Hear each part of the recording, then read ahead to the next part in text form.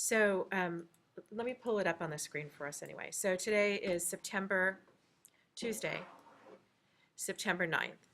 And one of the things for those of you who, does everybody have their arms around the class and how it's laid out, how it's organized, how you move from project to project? Does anybody have any questions about that? Let's start with that.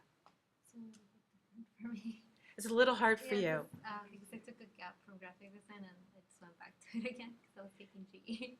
Oh, So so you're back to graphic design land and you're a little flustered by it, right? It's a different set of criteria. Yeah, I could see that. Let me turn down the lights a little bit. So let's make sure you get your arms around it. And because this class is so small, as I started the conversation with, because we're so small, we need to rely on each other for support. And we need each other's input because nobody creates in a vacuum. I mean, that would stress me out to the max, creating in a vacuum without getting feedback and support and helping with energy. There's a good percentage of you today in the class who I think are not familiar with InDesign or some of the tools in InDesign. Can you raise your hands really high if you completed that restaurant menu from lynda.com, the one that said slice? Do really high. Okay, so you have a few more days to complete it. Is that right? Okay. There's a lot of learning that goes on in that menu. I only saw 2 uploads of it so far. Did you have a question or no? Okay. And there's a lot of learning that goes on in their menu. But what I want you to be good at is I don't want you to struggle through InDesign for this class. What I want you to do is feel very accomplished and capable with InDesign so you make your life easier. Okay? And for those of you who aren't familiar with it, we have John and I that will turn into some lab time today, and we can demo anything you want. I could demo it as a class, but I don't want to lose some of you who are already accomplished at it, or we can demo it by sitting next to you and having a couple of you work on it, okay? Who has never done paragraph style sheets in InDesign? Okay. Heidi? Paragraph style sheets in InDesign. You've done it? Okay. And Catherine, you've done them, yeah? Okay. I'm sorry? A little bit, yeah. A little bit, okay. Being proficient at paragraph style sheets is the smartest thing you could do working in InDesign, okay? Use them, Kim? A little. Usually all the projects, they're so small that it's not Okay. really. Your menu project is the perfect. The 2 projects you're going to do in this class, this is a publication design, you're right. Your projects may have been so small, they may have been a fold-over card and you said, what the heck, okay? But you created a process book, and in your process book, which was a multiple-page publication, you absolutely should have done paragraph style I think I did sheets. in that. Okay. Yeah, I think And I want you all to feel really confident with it. And I want to address it today because you're going to take these thumbnails like Anna has of your menu refs, and you're going to bring them into the digital world, and you're going to start gathering things together, okay? And I want to model for you today the path. And if you have an insecurity or a confusion or something wasn't made clear, you have to tell me so we can clarify it in class of how to move through the process. If you don't know and you're struggling with, I don't get it, means the person next to you doesn't get it also. It's not you, okay? It means that something in the way this is set up wasn't clear enough for you. Not that you don't understand something. It means I didn't do my job to clarify it well enough for you, and I wish to make it really clear, okay? So all questions help everybody. And so what I'd like to do today is have each of you discuss in some form or another by holding up your thumbnails, or we'll pull them up as a PDF file, and we'll have you come up here. Is there anybody in here who would mind having their voice recorded today? Okay, so anybody who comes up here is granting us permission to have your voice recorded. Let's face it, nobody can find it. What, John? We can always take it off There you if go. you decide you did so terrible. You Yeah, don't want right. it. Yeah, John will take care of you, however. But the truth is we're the only ones seeing this stuff. And so if somebody has a question for you about your menu ref, and they have information, or feedback for you, wouldn't you love to have it recorded so you can find the little YouTube link for you and scroll to the part that's just about you, and there's your information. I've become this great user of my iPhone to record everything on the planet because I can't remember everything, or I sometimes turn it into what I want to hear instead of what I really should have heard. And so I record so many things and I find lots of value to it. Okay, so that being said, what I'd really like to do is have each of you, I don't care where the heck you're at, even if you are so upside down, you're just like brainstorming. Each of you have the opportunity to take, there's 20 of us, if you took, that's too long. If you took 5 minutes to talk about your stuff, recapped it a little, and talked about your menu, and we help you brainstorm, so it's not so hard on your own shoulders. Then we know where you're headed, because where you're going to leave today is hopefully you're going to understand paragraph style sheets, you're going to understand tabs, you are also going to know where your resources are to grab graphics or create new graphics for your menus. You'll be clear about how to create a color palette for your menu. You'll understand how to brainstorm logos. And if we didn't cover it all today, we'll do it again next week, okay? So I want to create some lab time. So if we go on too long, which, as we know, I've been known to do, let's segment like an hour and a half for what we're doing right now, and the rest will be demoing paragraph style sheets and then lab time for each of you so we can come around and help critique your work. Paragraph style sheets are going to become even more important on down the line when we're in interactivity and you're doing things like table of contents. Everything. I mean, I can't tell you how important they are. And they're easy. They're not hard. So mastering them in the simplest form, they get very complex if you want to do all kinds of, if you do this, then that happens, and then if that happens, then that happens. Like if you do that kind of thing, they get complicated. But if you're just very cleanly headline, subhead, body copy, quotes, prices, and so forth, it's going to just make your life easy. That's all there is to it. So who wants to be the first person to come up here and pull up their PDF file of their upload or their JPEG of their menu refs and chat about it with us? Who's ready for that? Okay, Caroline, come on up. I'm going to pull yours up. I can view. I haven't graded anybody's, I believe. I don't think I have. And John, we might have to block this out, okay? Actually, you know what? You will have to block this out. So let me, I think I have an option to like download everybody's submission, but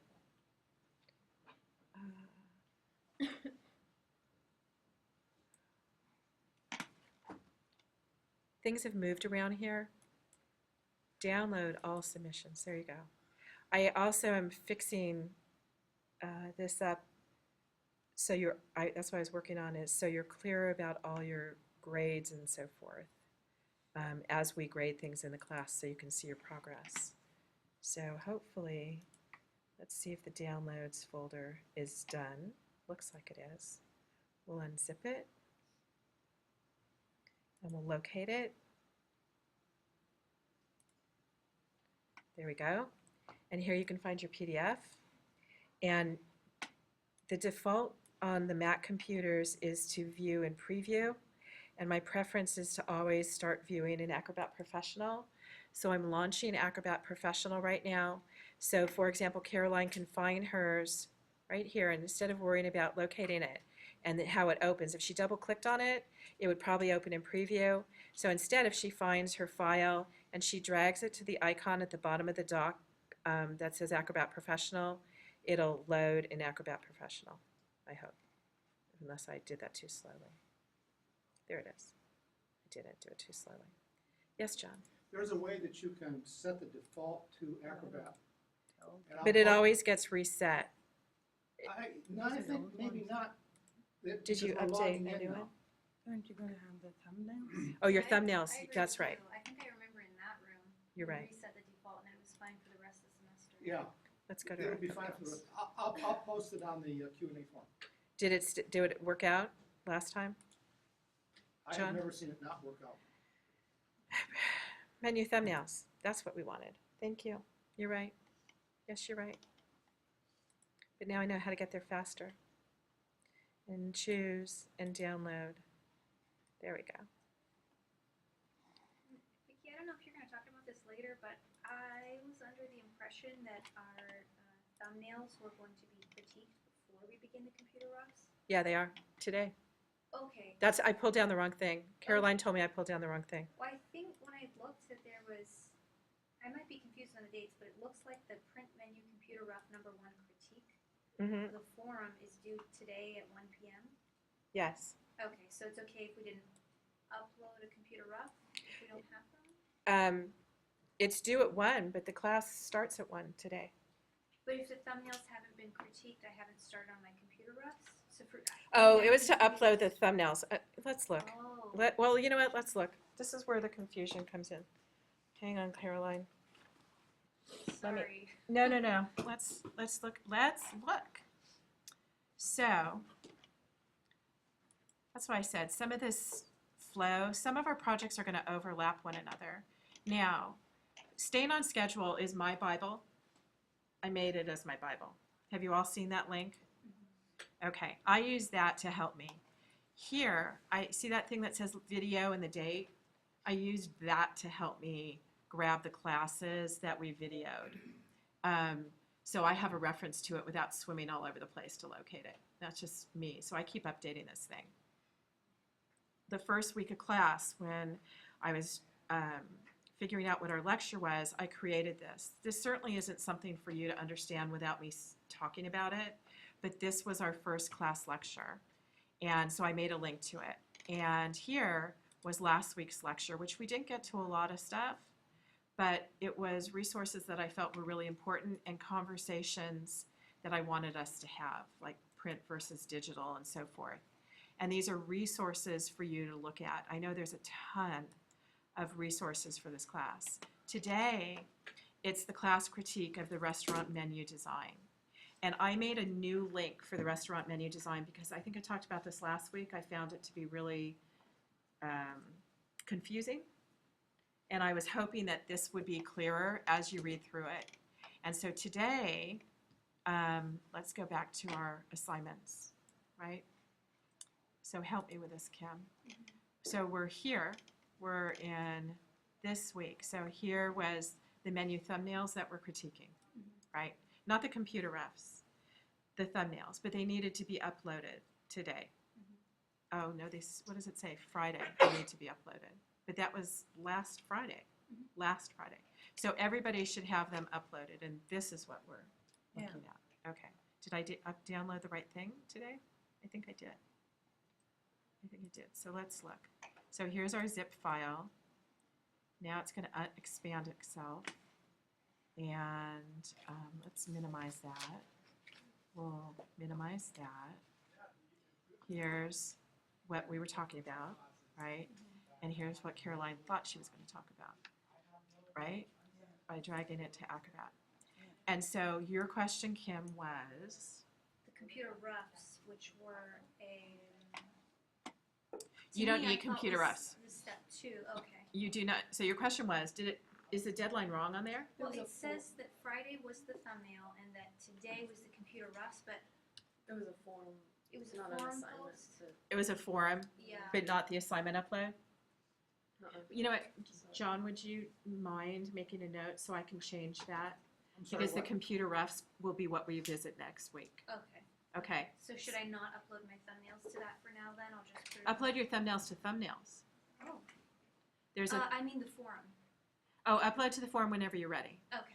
Okay. Of a rough or of thumbnails? Yes. Okay. Yes. So I'll make multiple uploads. Yes. The idea, make multiple uploads. Don't fear that you're, like I said, we're a small group. We're going to dialogue about this.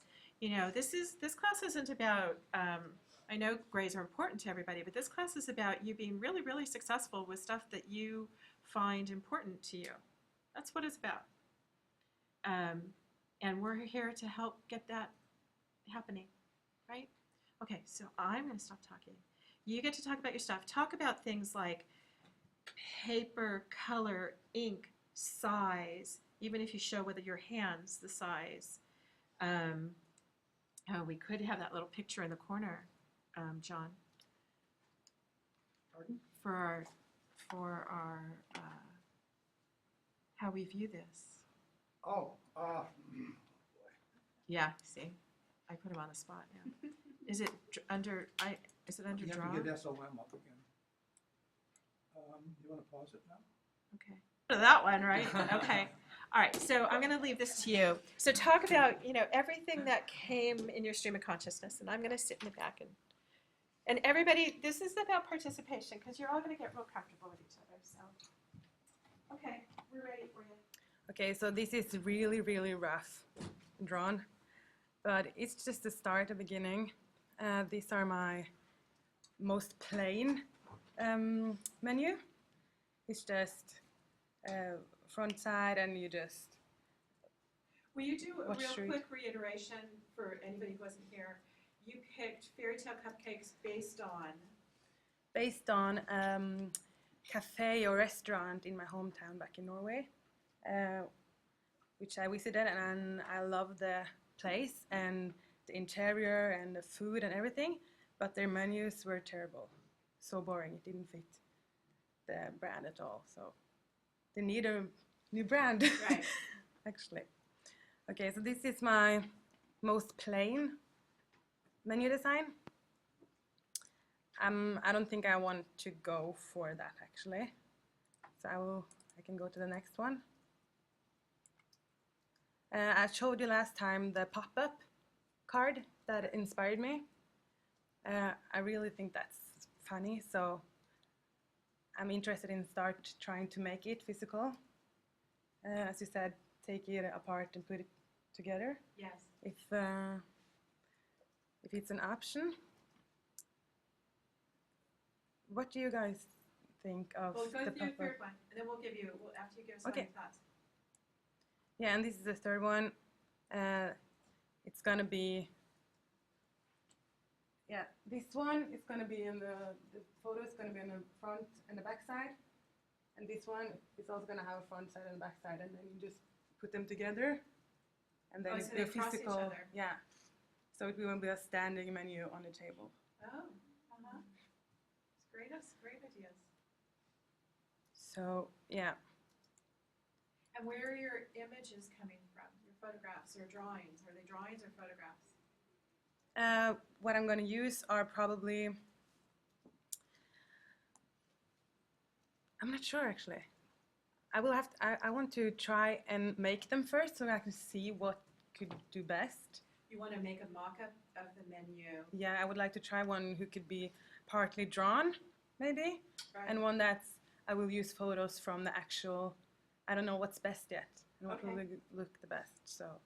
And this one you can see, I've actually used, what do you call it, wallpaper from the I was going to say, restaurant. I see polka dots all over it. Yeah, it's actually flowers, but you can't really see it good here. Uh-huh. But I would try to take stuff from the restaurant and put it into the menu, so. So the decor of the restaurant becomes part of the motif of the menu. In some parts of the menu. Okay. And can you show us with your hands what scale you think these are, since you didn't have measurements on these? And do it in front of the camera. Okay, so that's the tabletop one? Yeah, Okay. And then the previous page? The pop-up card one. yeah, it will be this as well. And when It's it square, I opens? think, Okay. just perfectly. And do people take them home or no? It stays at the restaurant? I think it will be a bit expensive to make the pop-up. You will do it by hand probably, so they should stay in the restaurant. So Okay. All right. Well, we're in Fantasyland when it comes to the cost of our menus, then it would be fun to take it home. right?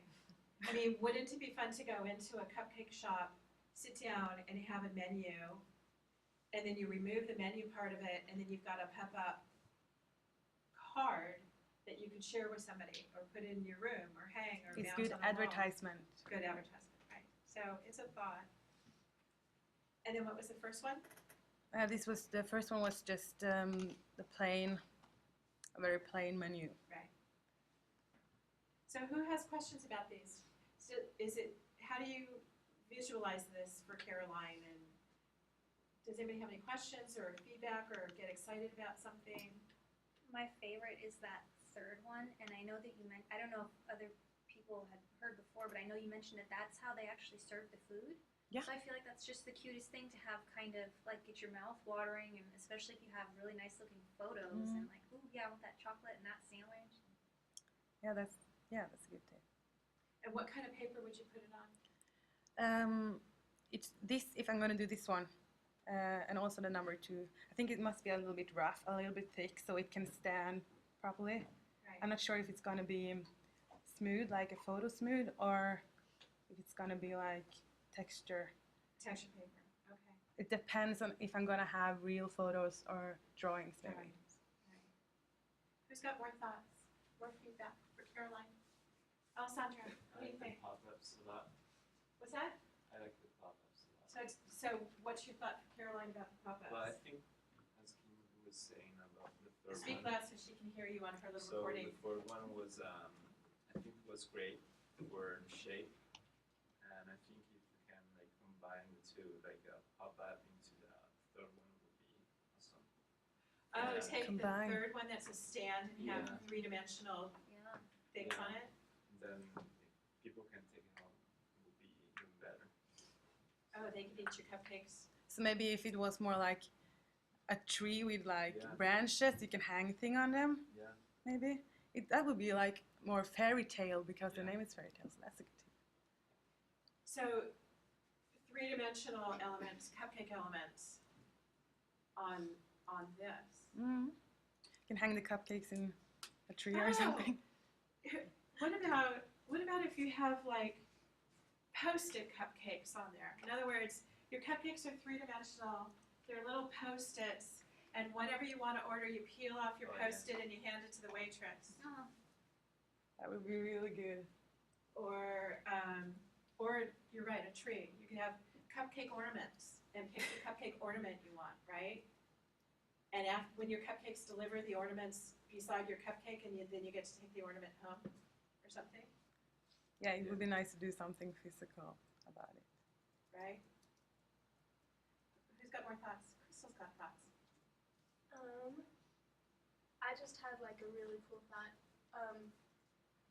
Before I saw these, all I thought of a menu would just be pages, and seeing this is really inspirational as well. And I thought maybe it would be cool to have just like one of those, like the tray stand, but with nothing on it, and then get like sticker paper, and then you could just like put the sticker on. Make your order through this one. Yeah, that's a That'd really be good idea. There's a thing when you're kids called color forms. Is anybody familiar with those? They were these little vinyl things, and you'd put them on a vinyl piece of cardboard, and you'd like build people and put their clothes on them and stuff like that. You know them.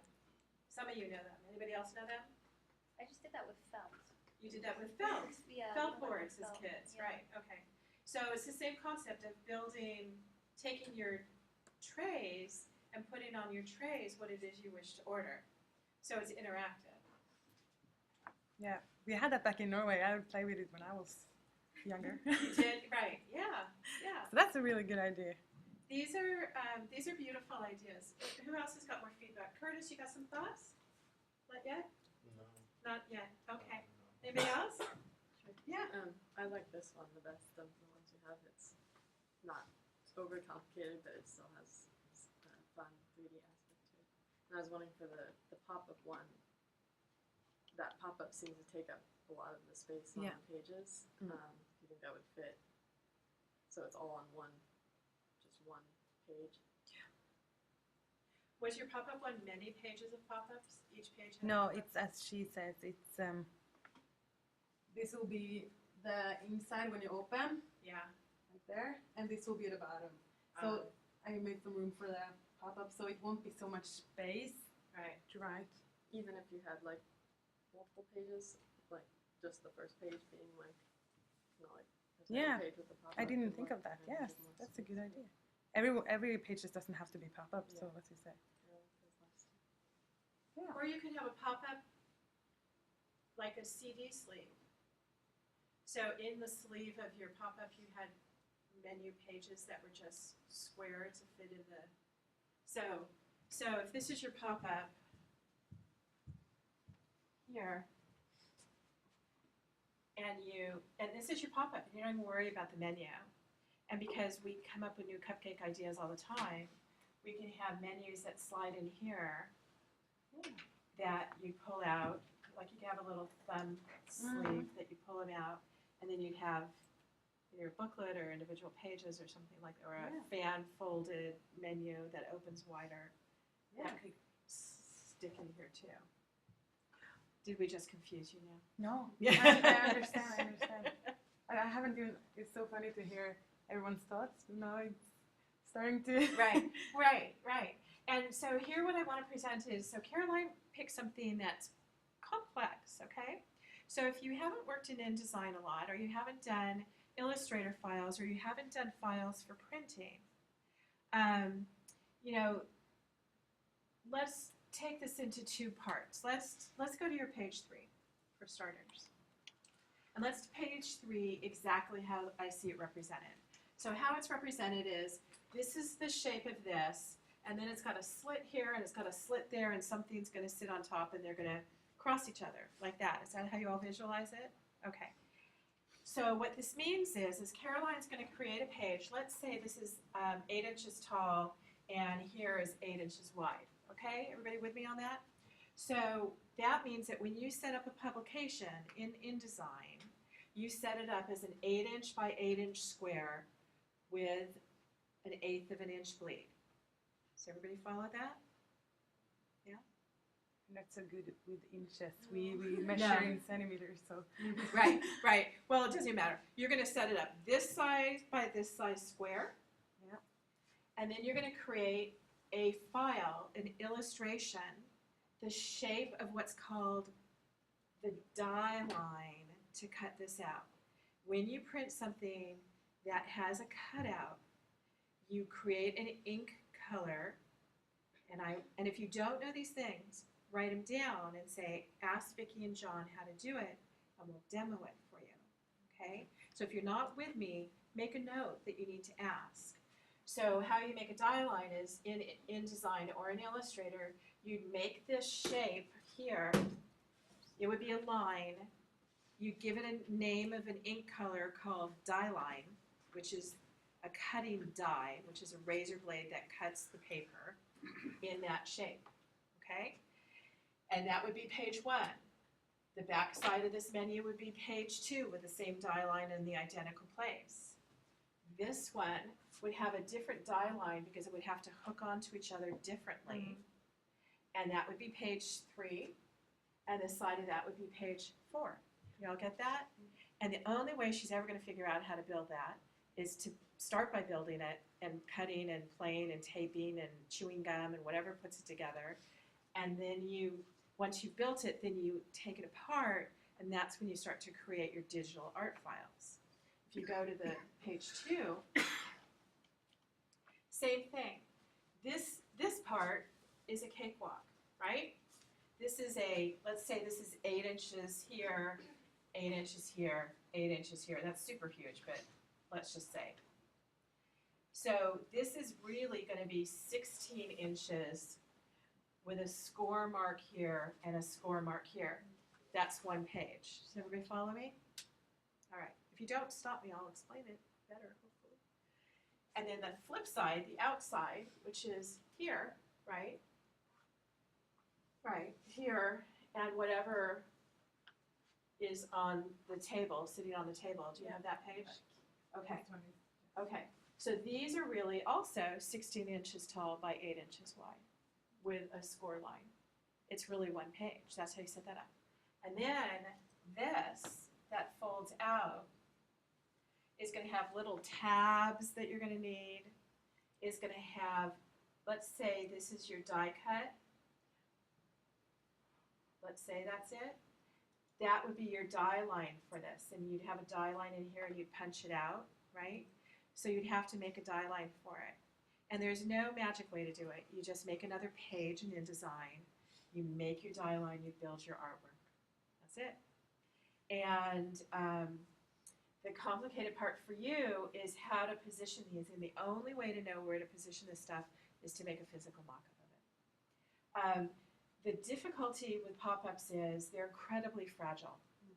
They're really fragile. Those pop-up cards we buy, they're really expensive and they're fragile. And so I can bring my pop-up book to you if you email me and remind me on Monday. Vicki, when you come on Tuesday, bring me that. So you can look at it. So I want you to start thinking when you make these that understand you're going to need to make a physical menu. You got to make something that you fold. Even if you're doing something super simple and you're making an 8-page menu, you still got to make a physical menu. You still got to put your pages together. You got to fold them. You got to draw on them. You got to decide the size of them. You have to touch them and make them this way, and then get your ruler and measure in millimeters or centimeters or inches, right? Okay? All right. Well, that's an awesome start. That was great. Thank you. Okay, who's going next? Martin, come on up. You don't yet, because you said you didn't have anything, but you could talk to us about your ideas, right? Okay. So, are we recording still? I think so, yeah. But there's no picture there. Did we lose your picture? All right, let's pause. Go to my design brief. Oh, sure, that would be excellent. And I think I downloaded them, didn't I? It's nothing too special, but I don't think that's your design brief. That might be your design brief right there. Do you see it? Yeah. Okay. whatever. Yeah, open and preview. Okay, so mine is called Nibbles, and it's like a it's like an American burger place, and it's basically you just have a bunch of little tiny small entrees basically, so you can kind of check out everything that's on the menu, and they just kind of serve it to you periodically in small doses. And it's kind of like Eureka Burger is what I'm kind of modeling it off for, like similar food. Like, Is that here in town? yeah, they have just, I don't know, American food, but it's a little bit more classy. I don't really know how to describe it, but they have like bruschetta, and they still have mini corn dogs on their menu and just random stuff like that.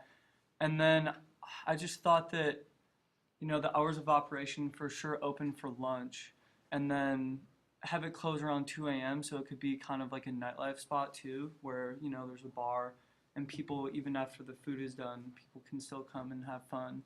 And then the demographics, I just thought, you know, just like the younger hipster Santa Barbara people, like 20 to 35, probably not too many families with kids or like older people, but, you know, probably some yuppies in their 40s or something like that. But then competition, just really all those places on State Street, they kind of have that fun kind of flow to it, but just have it different, where you just try a bunch of different little things just because it sounds like a cool idea and something different to me. And then these are just a couple different fonts, nothing too crazy. I didn't really know where to begin with the color schemes because it just seemed like I'm kind of having a hard time putting exactly down on what I want the colors to be like. It's probably just going to be the similar colors of Eureka, which are like, it's a black and orange, like the middle one, just not too crazy, but just a little bit more low-key. I don't know. But on the menu, I just have a bunch of random stuff. And I don't know why I put no hard alcohol, only beer on tap. You probably need to have hard alcohol if you want to have a fun place. Okay. I kind of rushed the brief a little bit, but I've been thinking about it a lot in my head. So pose questions to Martin so he can clarify for you his vision. Help him with it. So Anna, help him. Ask him a question about his restaurant. Have you thought of how are you gonna lay out the menu? Just The like menu. an idea of it. I was thinking just a regular, kind of maybe a couple cool little folds, but just a regular menu, maybe with like you know, on the front, just the name and just the name itself, and have it. I want it to be kind of modern and more, not as like all over the place, but a little bit more modern. I want it to be a place that's modern and a little bit artsy, but at the same time still has TVs with football on and like somewhere where you could go to watch the game. But it's not just like a sports bar. It's a little bit more than that. More So- contemporary? Yeah, so I want the menu to just be a little bit more modern and not too complicated. You Is that know, what just Eureka looks like, is a little modern? yeah, it's. So can you take I could your- pull up their website. That's okay.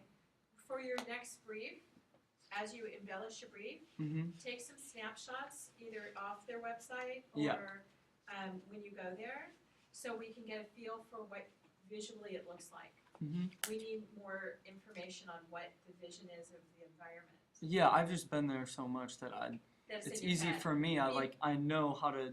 But you gotta share it with us. Yeah, no, I know. So we can help give you feedback. Mm-hmm. Okay, so you haven't gotten to the place of your menu yet. So maybe start creating some images of Mhm. what the food looks like, of what the environment looks like, Mm-hmm. and how food's presented, right? Definitely. Grab some snapshots of the people you'd see eating there. Mm-hmm. And is it cheap or expensive? I'd say medium. You know, Medium. not Okay, cheap, but not right. Not astronaut. expensive. Not something that people Okay, just can't so you really afford. want young people to come and hang out Yeah, and I drink want. beer. Yeah. Okay. And but it to be more than just some, you know, like Sharky's or Sandbar or something like that. I want Right. it to be more, you know, legit. Like you feel like you're at an actual nice place, but it's not too overwhelming where you're just like, oh, I can't afford this place at all, or I can't go watch the game there or something. I want you also to come around. Have you all looked at the menu links around for the graphics of different menus that have been presented? Some on the Pinterest pages and stuff like that. Start grabbing menus that appeal to you aesthetically Mm-hmm. and include that in your design brief. All of the stuff that you can create a vision for is important, Mm-hmm. okay? Yeah. More feedback for Martin, more questions to ask him? I got one. Mm-hmm. So usually when I think of like small plates that you get to pick a bunch of, I Mm-hmm. feel like tapas. Everybody's like, oh, tapas, tapas this, tapas that. It's so popular. Yeah. Do you specifically not want to be associated with that, or is there a reason you didn't go with like? I just wanted it to be something different. I just love like little pork sliders and just like little things, not necessarily like. So what is tapas? It's a. It's like a little plate of, you know, you get a drink and like a little tapas to go with it. Yeah. That's pretty much what I don't know. So, It- go ahead. Oh no, you can go. So Kim brought up something that immediately when you described it, tapas is what you're describing. Yeah, that's It yeah. is. Tapas is the chic name, nibbles is the homie name, Okay. right? That's perfect then. Right, I mean, that's Yeah. what I want you to think about. Tapas is chic and it means you can charge an extra $5 for what's on the plate. Okay. And nibbles is a more comforty kind of Kind thing, of term. Yeah. not elitist because it's not called tapas, Mhm. right? So it's a homier kind of approach. Yeah. Yeah, I agree to that.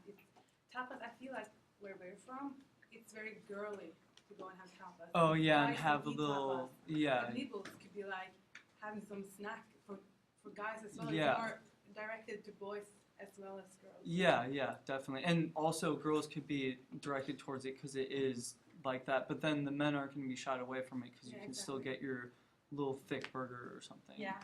So does everybody in here know what dim sum is? Anybody not know what dim sum is?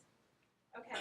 Dim sum is if you go to a Chinese restaurant in a Chinese community, so a real Chinese restaurant.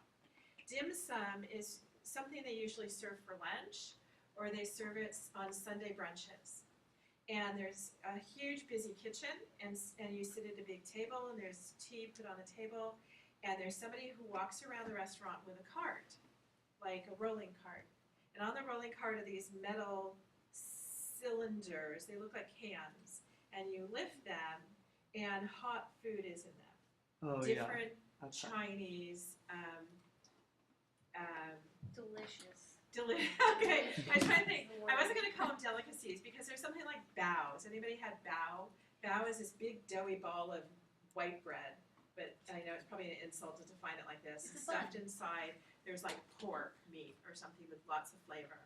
And it's like a comfort food. Talk about Chinese comfort food, right? That's China, or shumai, or Chinese dumplings, or things that you would get at a Chinese restaurant, but they're in these big containers. And so the guy wheels the cart around and he comes to your table and he says, Heidi, would you like something? And Heidi points to that one and says, what's in there? And the guy lifts the lid and she says, oh, I want that. And the guy puts 2 pieces on a plate, puts the plate in front of Heidi or on the table, and then she points to another one down on the bottom of the cart, and he pulls it up and he takes it out and he puts it on a plate, and that's something else, and he puts it on the table. And what they do is they accumulate plates on the table. They accumulate plates, these little plates on the table, nibbles, tapas, and they never clear the plates away until you're done with your meal. Mm-hmm. And then a person, because the waiters are the people walking the carts around the place, a person comes and tallies up how many plates you have, and each plate has a certain dollar value, which is identical. So if you have 10 plates and each plate's $5, you've got a $50 bill. And I'm thinking about these, what makes things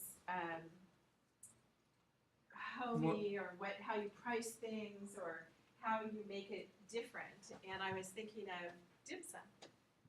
It's also more convenient, I think, for the customer too then, because, they're getting that constant, that's what you need for a restaurant like this, is to have some almost like system like that, where they're going around checking and seeing how many plates you've had. Right. Or because it probably get too complicated to just. Or everything on your nibbles menu is $5.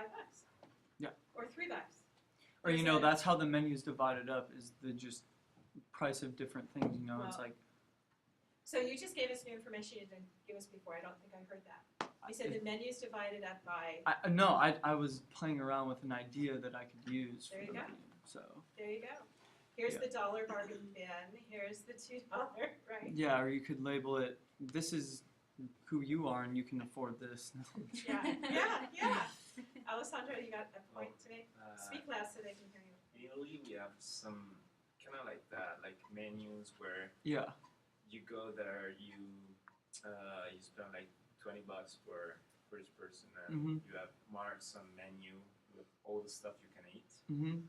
and you just pay $20. So then there are other stuff that people can go and pick them, but they're gonna be charged like a $2 bill or more than that. So you have a standard of $20 for a lot of stuff, and then if you want other stuff, you can just Mhm. pick them. And Yeah, I feel like that's such an American thing too, is where you order your one plate for yourself, and I feel like in other cultures they're more, let's all kind of share the food a little bit more. It's more of a community thing.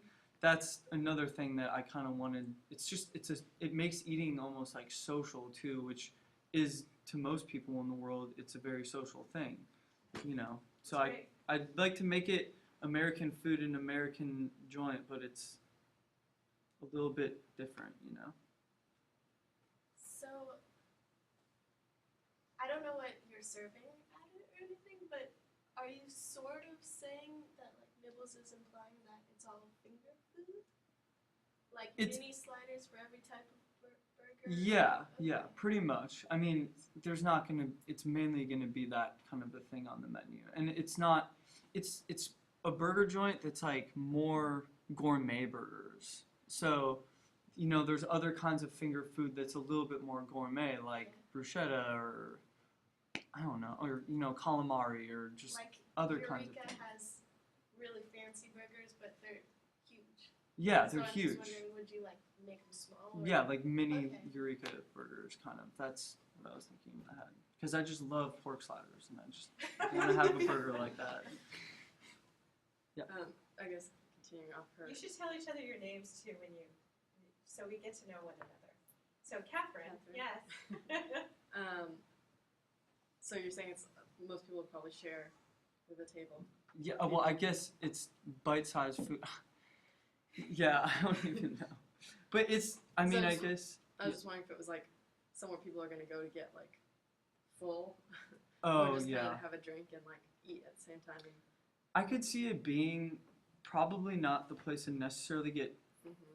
full to like crazy portions, but it's like perfect for if you're just like drinking a beer and like, you know, hanging out. And it's not like, I don't know, it's not like a place where you just go and it's overwhelmed, you just order your plate and it's just this gigantic plate of food. It's more, and I feel like that's the kind of world that we're evolving more into, with especially people in this age group and the demographic I'm looking for. I don't think people are really looking for obscene amounts of food anymore. At least I hope they don't, because it's just not that necessary, you know? So I just want it to be practical too, and just not overindulging. And like a lot of American food places are just really over the top, you know? It's just not practical. So yeah, I have a lot more brainstorming and things to kind of just consider, but yeah, that's my. That's a great, That's you right. got a great start. And actually, if you play back that video, you're going to hear yourself talk about it and with information that you didn't put in your brief. Should I press pause on this or? No, it's good. Well, no, who's going to come up next? I'm going to start calling on you unless you want to volunteer. Okay. What'd you say? I said I can. Okay. Did somebody else say? Okay. I'll Go go ahead, after Kim, you. and then you'll go. Catherine will go after you. So, that'd be great. So I don't think I presented my idea last time. Does anybody know if they? Does anybody know what I'm doing? What are you doing? I'm doing salty sweet, but I don't think I presented. No, Okay. I heard you talk about it later. That's what I Let's heard. open this in Finder. Did you find it, the demos? I did, yes, and because I didn't talk about it, I'm gonna just show real quick some of my ideas. My name's Kim, by the way. So I really enjoy sweets, and my boyfriend really enjoys salty snacks, and so I've always wanted to open a bakery. Not that I'm going to open a bakery, but I've always wanted to open a bakery. And it's kind of a running joke that I've been making things like salted caramel and just putting a lot of salt and like chocolate brittle and stuff. And so we've been talking about, well, why don't I just open up this sort of like a cupcake shop, but it would have all candies because I'm not prejudiced against other candies. I love them all. So I want it to feel very chic and very upscale, very... You'd go in and you would feel special that, you know, these were prepared delicately, these exquisite treats that you can't find anywhere else. You could get them to go, and the to-go boxes look like packages, not like, you know, brown boxes or whatever. You know, they look beautiful. And so this is kind of some of the inspiration for the inside, just very decadent looking. And I want it to feel a little bit fairy tale-ish, a little bit like maybe this was designed for Snow White or Sleeping Beauty, you know. And I haven't quite decided if I want to go the whimsical foresty route with like really pretty candy apples, or maybe that'll just be a fall time thing, or like the crazy glitter ultra feminine. You know, I don't want to alienate people, so maybe the foresty way is the way to go with gnomes and everything. So that's kind of the inspiration for you know, the menu and the look. The restaurant doesn't really exist that I'm thinking of, so I'm just kind of, it's all in my head. But anyways, that's for you guys to see. And here's some of, see these paper diamonds? This is part of what I made in mine, so I'll try and go find mine now. And I was going to do thumbnails. I started doing thumbnails, and they just really didn't work because the shape I wanted to do was the diamond. I wanted to have a diamond menu sit on the table and just be so cute, and you could pick it up and hold it, and it's shiny and glittery and fun, and you get to look at it and play with it and share, and there'll just be one per table and everybody will share and go, oh, look at this and look at that. It won't be like you're on your own with it. So I had to make a mock-up to know what kind of shapes I was working with and everything. So that's what this is. This is the paper mock-up flat, and it's not really blue. It's just kind of, you know, diamonds are sort of blue. So I kind of tried to make it sort of blue looking. And that's when it's folded. The logo is on the flat side. And then it stands up like a big jewel. And I want it to be big, you know, so you walk in, you have these really big ones that you look at. You can share, like people can read it across the table. You don't really have to, So what's big? like, you know. So 12 by 12. Oh, Well, because 14 by it's 12. so this will be the reading space, yes. but then because it's a diamond, it's gonna get kind of, It's voluminous. yeah, here for the video, it's gonna get, you know, big. So that's one idea. I thought that would be really fun. I don't know if it's really practical, but then we don't have to make it practical. So, Just cool. yeah, just kind of fun. And then this is another one. I figure I should do one more sort of traditional. So this is just a regular, you know, tri-folding menu. What I would like to do on these to make it fancy is like with wedding invitations, how they'll put a sheet of shiny vellum that just looks really fancy, or sometimes they'll put like really thick cardstock on top. That's what would be each of these panels. It would be like a thick, nice menu paper, and then each of these panels could just be reprinted and stuck on later if the menu changes or something like that. But it would look really nice and it would feel very fancy. So you'll have a master, menu that's like cardboard that will have a frequently changing menu printed out that is attached to it somehow? Yeah, maybe not frequently.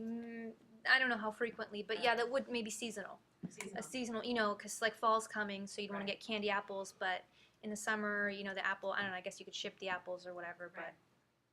but maybe something like that. Or, you know, people like the pumpkin spice.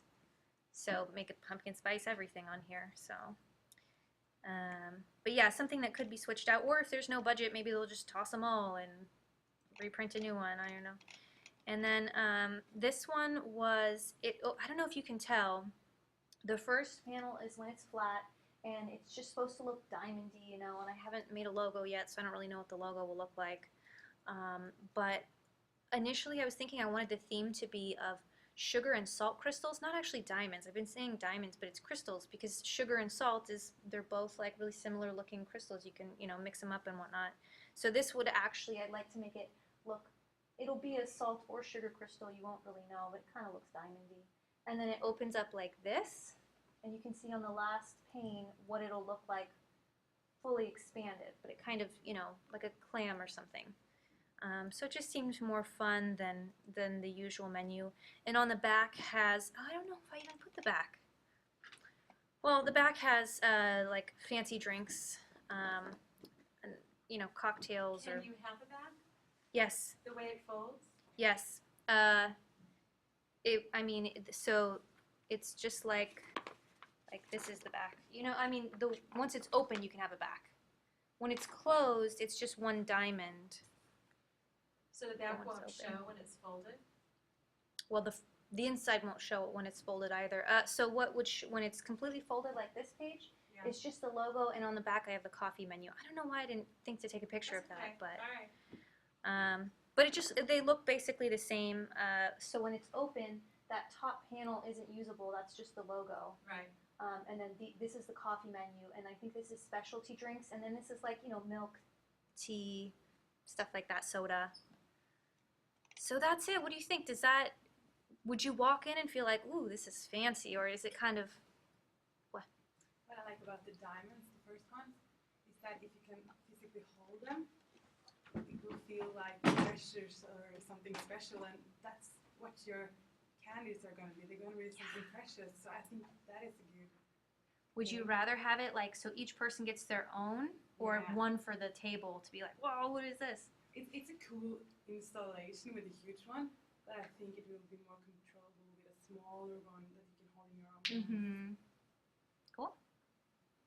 So these are all sweets, they're not meals. No meals. I So was, it's a confection kind of thing.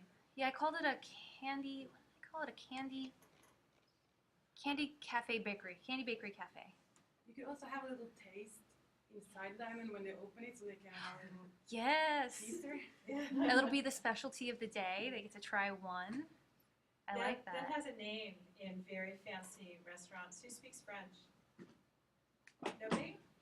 Nobody speaks French in here? Specialty du jour. It's called amuse-bouche, Mm. which means something to amuse your mouth in French.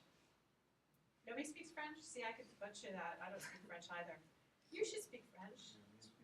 There you go, see? See. So you gotta say it Okay. louder because Okay. I screwed it up. I'll call it a mouth tease. Yeah. This is our mouth tease. Right, exactly. And so when you go to a restaurant, they'll sometimes come with this huge silver platter with little teeny teaspoons about this big, with a little something, a little bite, and say, "Oh, and here we're serving our, What? Here we're serving our, say it for me, amuse-bouche." Yes, okay. And that's a cute idea. That's fun. I like that. Talk about things being presents, right? Now, there are papers, so you know, there are papers that are what's called cast-coated silver. So the paper itself could already have silver all over it. And you could emboss the paper to feel like the ornate, like if you can take your environment photo on Pinterest, if that's hard to, okay. So the one in the upper left. So everything's opulent and you've got maybe big silver tureens of things or that have that are embossed and dimensional or engraved. You could essentially get super heavy silver paper and you could blind emboss it to make it dimensional with a motif if you wanted, and also have it cut so it folds into the shape you're talking about. Yeah, So it'd be hardier. I And we like could get paper samples in the next room for you. I like that. Yeah, this gem was very floppy and very difficult to deal Well, with. it's notebook paper, right? Yeah, it was Well, it looks ambitious. It's great. cool. Does it like, would you walk in and I don't want it to feel childish. You know, I don't want to walk in and feel like you're at Disneyland. I want it to feel like, Well, all that ornate craft around the mirror, is that a menu? That mirror menu? this one, I know, isn't that beautiful? Yeah, I can't tell. Is that what it is? Yeah, that's a menu. Okay. So all that ornate stuff you could also create as an embossing. Does everybody know about how to create an embossing? Embossing is the same thing. You find that motif you wish, whatever the art is, even if it's Marty, if it's yours and your little plates, and you wanted it super clean. And embossing is anything that's bumped up in the paper, and that's done through again an embossing die. So you create artwork, and it will be hard for you to create a prototype of. One time I made a prototype of embossing. Get this one, how I did it. You know how you put white glue on paper and it stays all bubbled up? That's what I did. And then covered it up with like a foil or an ink or something like that. It's hard to do. Yes, it's not. It feels gem-like. I have a concern that they're fragile. So I would make one out of cardboard at a much larger scale. I do like the idea of your diamonds being multicolored, and I would love to see like a bowl on the table filled with all those little diamonds. Oh, that would be fun. Like a big silver tureen on the table, and Maybe that'll be like the fortune cookie. You know, Yeah. at the end we'll serve the check with oh, there you go. a fortune cookie, Yes. but it's diamonds of. Yes, yes, yes. Okay, cool. Crystal, yeah. I'm sorry to say that I think I would have to disagree about the colorful diamonds. I feel like that makes me feel more like I'm in Disneyland. Like it's childish. Yeah. So stay with something I that's don't know what elegant. color you would use, but Maybe like lots of silver or. colors might be too much. All right. They also have black diamonds nowadays, you know. Seen those, yeah. Yeah, that would be pretty fun. You could, if you go back to that restaurant, that expensive restaurant at the top, or that environment, it's very black and white and silver. You could That's another stay color. with everything being black and white and silver, and have one solo accent color per season, Oh, that would be cute. That'd be really cute. right? I like that. So Christmas time, you pick a red, and summertime, you pick a yellow or a Mm-hmm. green. And that's the only thing that would vary based on your flower centerpieces or something. Well, maybe I'll do a fall time menu then. That way I can do candy apples in it, because Okay, I kind of want to do that one. okay. Okay. Is that good? More feedback for Kim? Okay, thank you.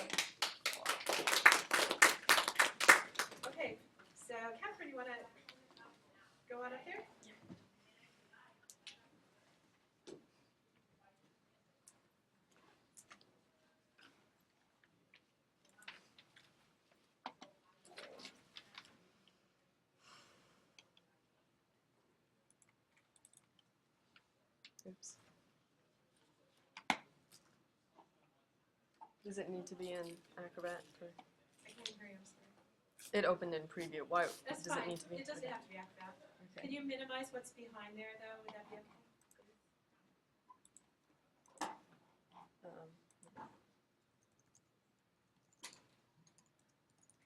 So if you haven't created a Pinterest account for yourselves, it's a beautiful place to store concepts and ideas.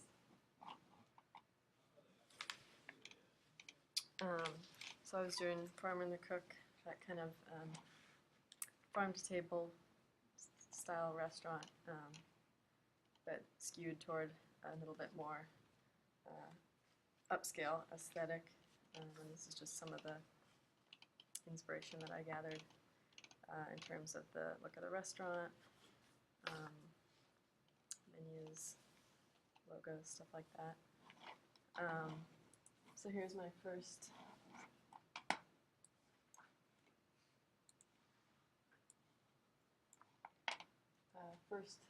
design. This would just be like 8x8 or so square pages, and then later on I played with some different ways to bind the pages, but just basic square pages. And I was thinking of using photographs, just a white, or the menu ingredients, fruits, vegetables on just white background from the top view. Photos of the fruits, vegetables, and maybe some like spices sprinkled across the page for the ingredients that go with the menu items on a particular page. Let's see, I think I'd like to color here later on.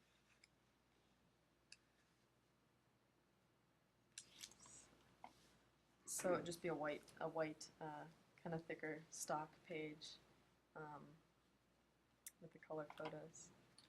I want to stop here. This is a beautiful example of how to draw the graphics that are going to go into your menu. How you start to think about the shape and form of what graphics you might add to it.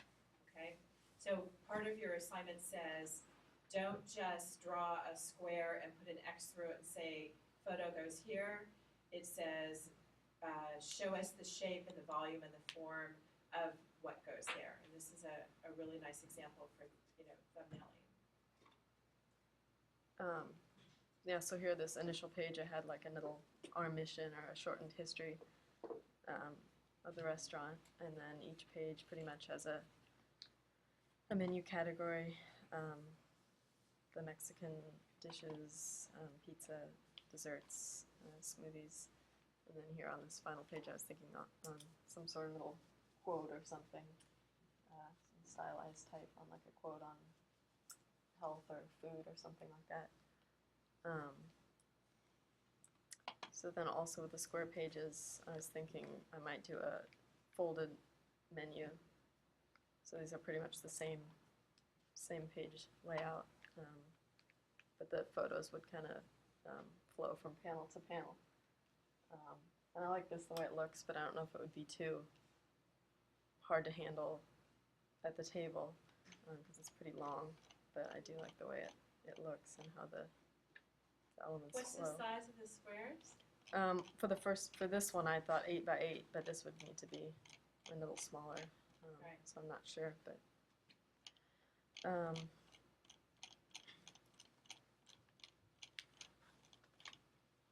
so then here I was just playing with a kind of more standard size, just 8.5 by 11 or 9 by 12 page. Having the two bios that I had in my brief of the farmer and the cook. These look kind of cartoony, but it would be just a single color, a Montone or duotone photo with their little blurb. And then just kind of the same layout of the different sections, but with little kind of line drawing, maybe hand-drawn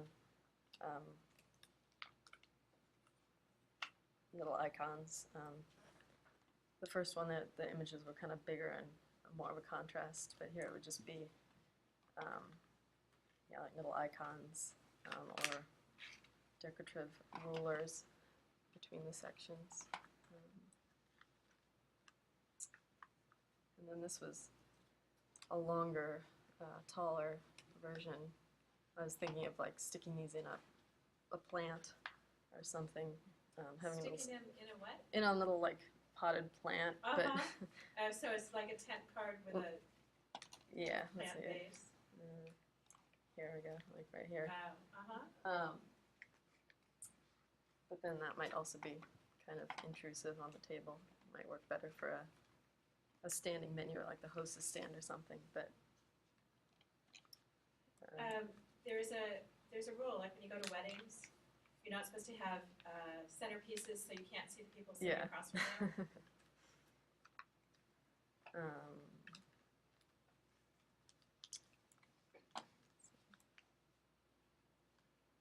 what kind of materials are you using?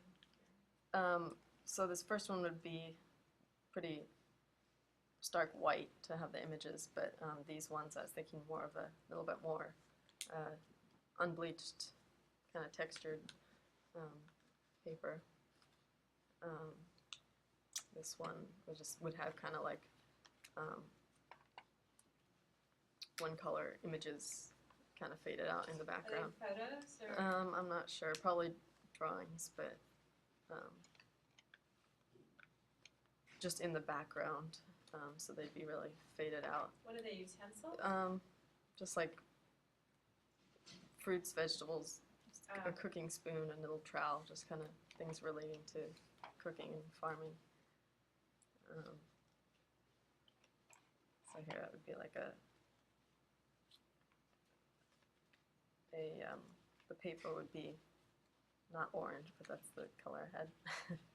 But an off-white textured paper with not a lot of color.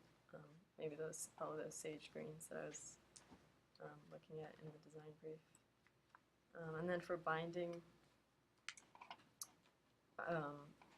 for the square or the single page design, I was thinking either just like a real simple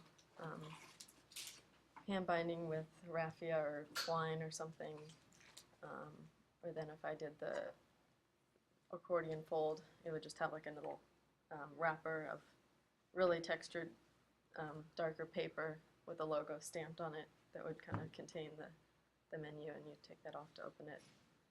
I was also thinking of doing like on a clipboard with flip pages, or with a folder of that textured paper. And then also for if I did the folded one, thinking of just doing a repetitive pattern on the back, just because it would be a blank back, and having a pattern of little, again, just elements related to food and farming, just covering the back of the pages. Do you have a leaning preference? What's that? Do you have a preference? I do like the first one, the bigger images of the produce. The 8x8 pages? This one, yeah. With I guess a more natural colored. So a traditional menu, not a lot of frills to it. No. And that's okay, but it's Farmer and the Cook wouldn't be a lot of frills Yeah, anyway. I didn't want anything Yeah. to take away from. I mean, anything too gimmicky or anything. 'Cause it's Right. not really that kind of No, that's exactly right. place. But So what would be an interesting way to bind these pages? well, I was thinking of, yeah, as I said, either like a natural twine, just in and out binding, or like a stab binding with a kind of a flower, or like not a stick, but like some sort of wooden, a long stem yeah, flower? that you could change out, or like a dried flower. You could spiral bind it, which would be not very organic-y feeling, but you might be able to find, I don't really know if wire binding or spiral binding that looks natural. So maybe you're right, you can look into bindery and how to stitch the side of it with the natural fiber, and you could stick a flower in it or on it. It's a possibility. What's the cover, just the logo? Well, I was thinking of like a, depending on which one I do, just a, like a really textured piece of either like homemade or like just unbleached paper with like a logo stamped on it. Oh, Just- so blind embossed, so almost like a cotton pulpy paper. Yeah, or Right. just something with They make texture also more. corrugated paper. Yeah, Have you seen that? yeah, it's something like that, real textured and So yours is gonna feel authentic to the restaurant based on the paper stock you get and the way you render the illustrations. I wanna point out a couple things as a reference. Who has feedback? So, Christina, is that right? Christina, do you have feedback for Catherine? I like the colors. Do you like the colors? Do you have a preference for which one she likes? You like? The one that she liked. The one she likes too. So the full color, that one, squares. I want to point something out about this. It's like I said earlier, it's a really beautiful rendering. I want you know, Catherine did a beautiful job doing mock-ups because you immediately know that she's set up her pages based on grids.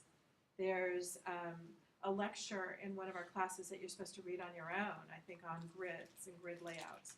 So when you're in InDesign, if you don't know how to set up your pages to make it easy for you to set up grids, so look at this. So she has a one-column grid here.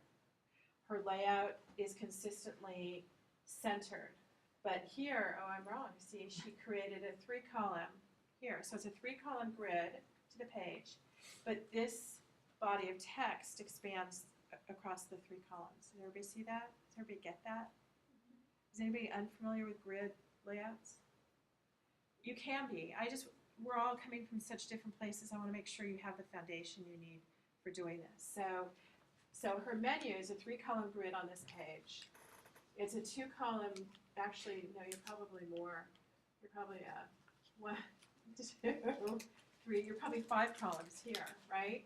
And you've chosen this to be like 2.5, right?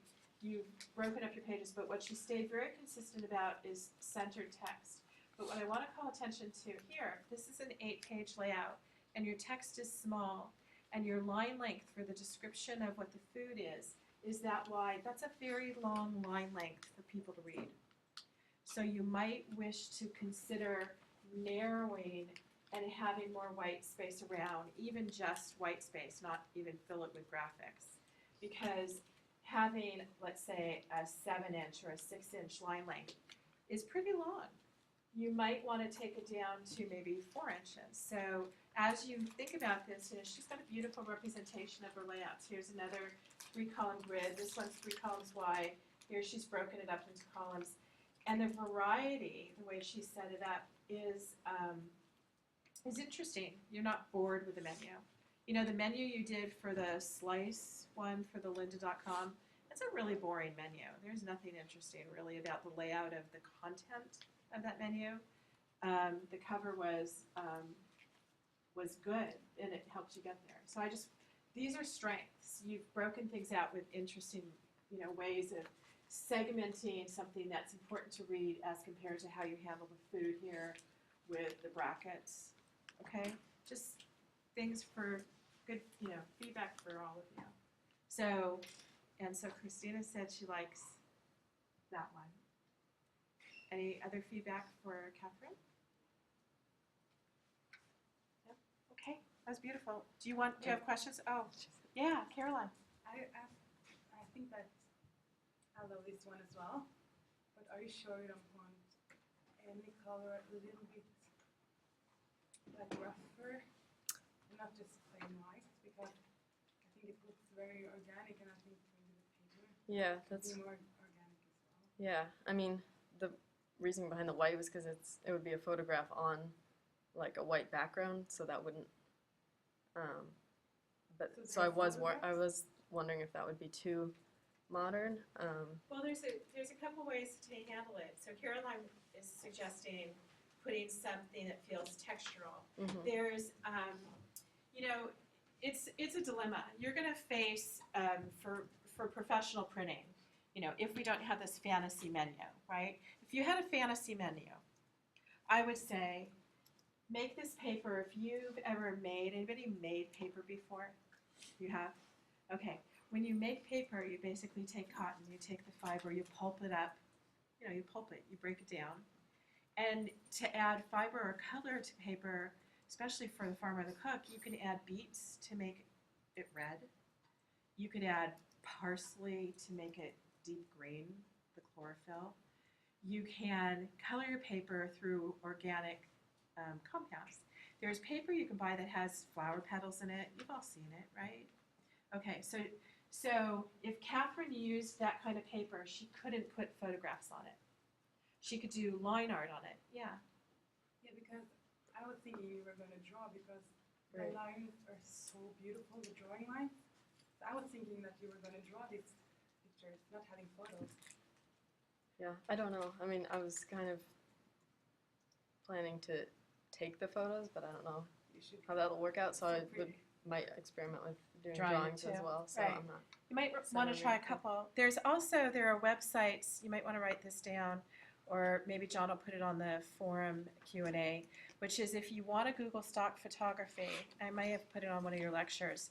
If you Google public domain high resolution photographs, because it's public domain, it means your tax dollars have already paid for it, so anybody can use these photographs, and you can find amazing photographs that way that are royalty free, that have no copyright to them, so you can use them any which way. Yeah, John? I have about a dozen such sources indexed under stock photography. Okay, so if you go to johnlemon.info and go to stock photography, he'll have links like that. But Google around for copyright free. There's lots of beautiful food photos, interestingly enough.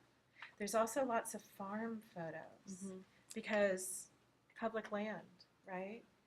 But what I was going to say is, so if you took this menu and you made it something pulpy and fibery, because, I mean, to talk in practical terms now, people use menus and they get their fingers full of food, right? Or the menu drops on food or something like that. So in that vein, our menus need to have a protective coating, which is not organic-y at all because it feels plasticky or it feels funny, right? It feels funny. So if, per se, you wanted to make this feel organically, one of the things you can do is you can scan pulpy paper. That's hard to say, pulpy paper. You can scan it, and you can use it as a background, so you get boring white paper, which is far less expensive to print on. Place your scan of the beautiful textural paper you have, use it as your background, and then you can matte laminate your menus so they're not shiny, they look satiny, but they have a protective coating.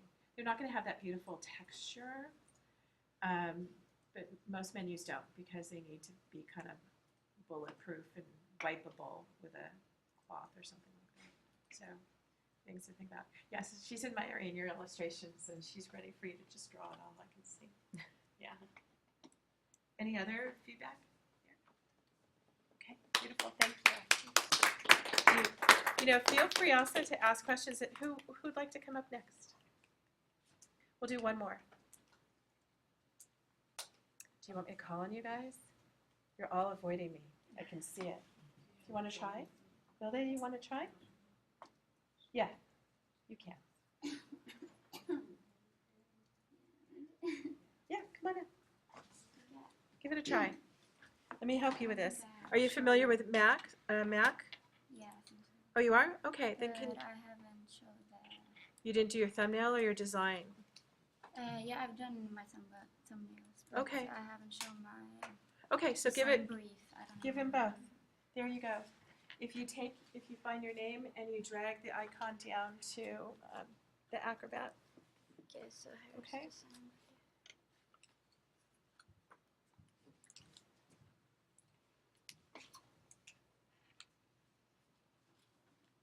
Yeah, this is pretty simple, but this is Sushi Terry, a Japanese restaurant that I just Google sushi restaurant on the web. So this is here in Santa Barbara. I don't know where it is because I haven't been there. But yeah, just little story and hours of business. And there was a lot of food, so I have to like take the most away because it wasn't enough space. So there's like, yeah, everything. Big menu. Yeah, big menu. So I wanted to, yeah, here's my color palette choices. How did you choose your color palettes? I don't know. I want to have something like modern, like Martin.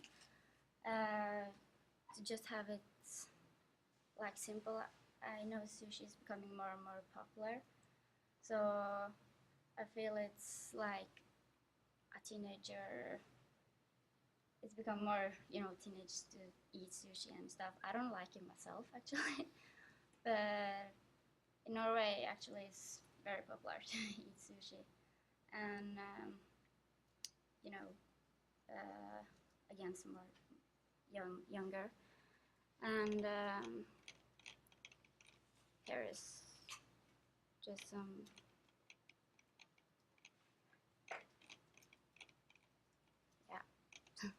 different So all the fonts you types work of- with, you did in all uppercase letters. What? All the fonts you Yeah. chose, you typed it in all uppercase letters. Uppercase, do you know what that is? No. Capitals. Yeah. So, I'll show you. Oh yeah. Do you- No. understand Yeah. Yeah. Was that Uppercase on letters. purpose? Was that intentional? Yeah. I read it in upper case. what you I'm mean? curious because some of these fonts don't work in uppercase letters. Yeah, I know. Like I'm not Snap- sure if I want to use this one. It's like I just found this like random. I don't know if I want to. So you were just exploring. Yeah, just exploring actually. And here is the website, and I think it's like very dark. The website is black and red, and I just want to do it like more a modern style, and have pretty simple menus, and like Martin says, and And- yeah. Are you okay? Did you do thumbnails for this too? Yeah, I do thumbnails. So,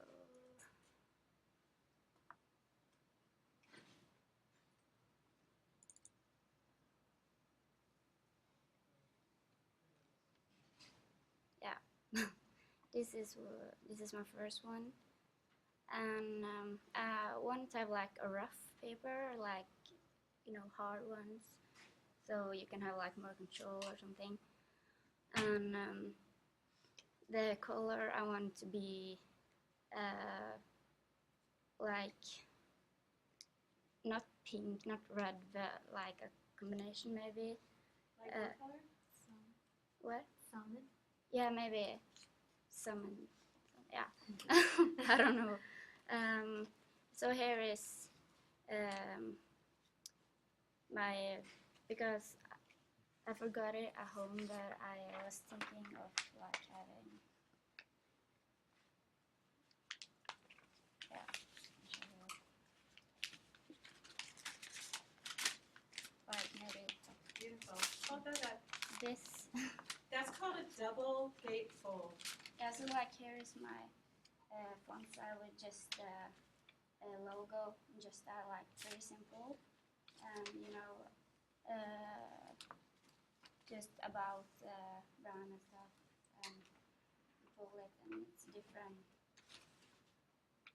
you know, appetizers and sushi and dessert. I just want to take away because it was so much food, so I don't want all the salads and lunch and stuff. So yeah, lunch I have, but yeah, it was so much like dinner special and stuff. So I want to focus on the sushi because it's a sushi restaurant. So just have it, you know, simple. And are you going to have images of the food? Is that what those little circles are? Yeah, I was thinking about like illustrations. I didn't hear you. Illustrations. Illustrations. Yeah. Uh-huh. I don't know if I want pictures because I like more illustrations better. So maybe I haven't decided yet. But so there, you know, different types of sushi food. So this is just an example of. So I can have in the middle. Yeah. So, I don't know who is it. Yeah. And so this is my backside, and yeah, sushi, welcome back, and just a picture of a Japanese woman, just, you know, rough drawing. And here's my other. It's, yeah, it's kind of simple, but I feel like when I do it in design, I have more ideas like coming up, and yeah, gonna do it more professional. But and I want a rough paper head and kind of gray, and this is my back and my front side because I haven't What's you know, the enough red dot? space. Is that just a decoration, the red dot? Yeah, this is like yeah. This is like a logo thing with, you know, sushi, and sushi theory is just, you know, a logo thing. I don't know if I. And the red dot at the bottom of the page? Yeah, that's also, I don't know what it's called. You know, the small sushi with rice in it. Oh, so it's a piece of So sushi. it's like a piece of sushi, Okay. and that's It's a picture of a piece of sushi. yeah, that was the plan here Okay. as well. Like. And So how is this put together, these circular menus? How do you bind it? I haven't think about that yet, actually, but I think maybe regular you have it round and you just, yeah, I don't know. So, what it's called, so. is it stapled together and part of it is a straight edge, or is it? Yeah, it's stapled together, like you can flip. You can flip the page? Yeah. Okay. Flip the pages. And here is my last one. Yeah, I want a rough paper. I don't know if it's beige. It's an international word. Big. So each page has a corner cut off of it? Yeah, the corner Those- cut off. Okay, those are also die cut. So the same die cut that we started with for Caroline, where we talked about creating a shape to show us how to trim it, you have to do the same thing, Okay, okay? If that's something you would use. so here's also a piece of sushi food, and just history and yeah, appetizers, dinner, dessert, and some drinks. So yeah. So who's got feedback for building? Builda. Builda. Builda.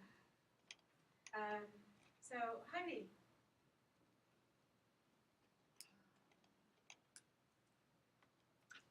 I mean, I like how you're incorporating the sushi, like the adding. will you speak up so the video grabs your voice, or stand next to her and talk to her?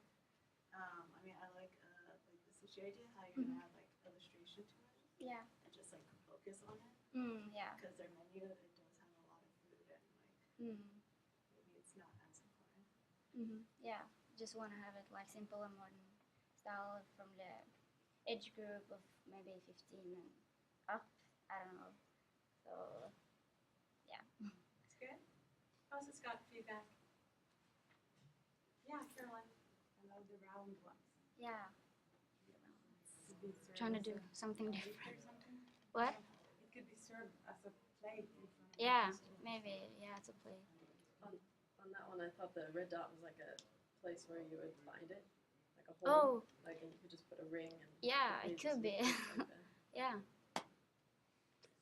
And I like your little, on the first one, the illustration was just like a really stylized, simple shape of the sushi. And you Yeah. just focus on the colors of the sushi. Makes it kind of modern. One of the things about sushi restaurants or Japanese restaurants I find is everything's very organized, right? And the food's presented really cleanly and organized. So the fact that your menus are clean and Yeah. organized is really a good focus. Binding a circular menu's a challenge. Yeah. And Maybe. was it have Caroline who said it or Catherine said it about binding it with the ring? Catherine said the ring. Yeah. Here, but you can also, perhaps have a bigger area of white space. You're right, it Yeah. is like a platter. And you could drill a hole here, you could drill a hole here, and just like Catherine's got her pen through her hair, right? You could put a chopstick through the top of the menu to hold your pages together, and you can score it right here. So basically, I'll draw on the board for you. So basically, you create a menu that stays circular, like that, and then here's the live area of your menu, right? And here, I'm gonna make a dotted line. This would be a score mark. A score means where you dent the paper for folding. You familiar with that? No? Okay. Well, like when you have a book, you'll notice it'll be scored. It'll have a dent in it, it won't be cut through. And a dash line means score. And a dash line indicates that it's a fold or a score. And a dash line is created in a color called registration color. Hang on one second. What is called registration color, which means it shows up on every printing plate. And there's things that are required, for example, in the menu, the lynda.com menu that says slice, where you create the score marks in the slug. Has everybody gotten that far in that little demo? If you haven't, there's something called a slug where you put dash line, you make it registration color, it indicates a score or a fold, and it's a half point in weight. Yeah, Martin, what were you gonna say? So on the printer, does it score it for you? I'm saying. No, we have to do it by hand You have to do it ourselves. by hand. But a print shop would get a machine that literally comes down and dents it. When I score something that's a mock-up for somebody, when I make a prototype of something, I put it on my drafting table. I get my ruler, I tape it down so it doesn't move. I get my ruler and I get something that has a dull point. Like if you take a pen with a cap on it that's got a point, like a big pens that have the points, but to keep the cap on, and you run against the ruler, you make an indentation, that's a score. Okay. That's how you would do it. And if you don't know how to do these things, bring them to class and we'll do them together. It's a really great question you asked. It's terrific. Because that's how you dent cardboard so you don't break it, so you don't tear it, so it doesn't, if you ever tried to take cardboard and bend it, you know how it gets all that weird cracking and it won't bend cleanly? You have to score it first, okay? So what I was going to say is, you indicate that this is your score mark where you dented, and then you put,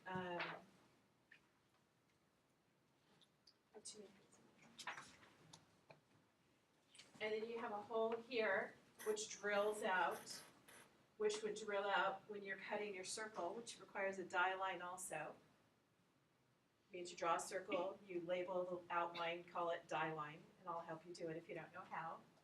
And then you take, I was going to suggest you take a chopstick, and you hold it there, and it just stays there. And then when you open the menu, because that's scored, it's not going to fold, it's not going to open all the way around. So it's bound together. It won't be loose pages. The three-ring binder is really nice, but the problem with three-ring binders is they wiggle around. You ever done those flashcards on a three-ring binder and they get kind of floppy? So if you want floppy, that's okay. The other thing, your color palette, if you scroll down to your color palette, your color palette is black and red, and you were thinking of salmon color, which is kind of peachy, Yeah, kind of salmon-y. Salmon like the fish. Oh, That's what she was saying, okay. right? Yeah. Yeah, salmon, you know salmon Yeah, fish? yeah, I know Okay, that. that's what she was saying, that Yeah, color. yeah. Okay. Yeah, I could tell you didn't quite hear the word. And anyway, so what I was going to say is, one of the things you can consider also is you could have a completely, because you said the restaurant was black inside. Pretty dark. It's dark. Yeah. You've been there. Dark. I've I've never been been there, okay, yeah. But you know, because- you could easily have a menu that's all black and all your Yeah. type is white. Yeah, I was thinking about having Okay. that type, maybe white and Right. or pink or I don't know. Right.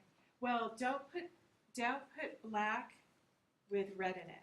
No. That's like having something scream at Yeah, your no. eyes and shout at you, and it hurts, and you can't read well. Yeah, So- because there was on the website like a lot of black and Yeah. red.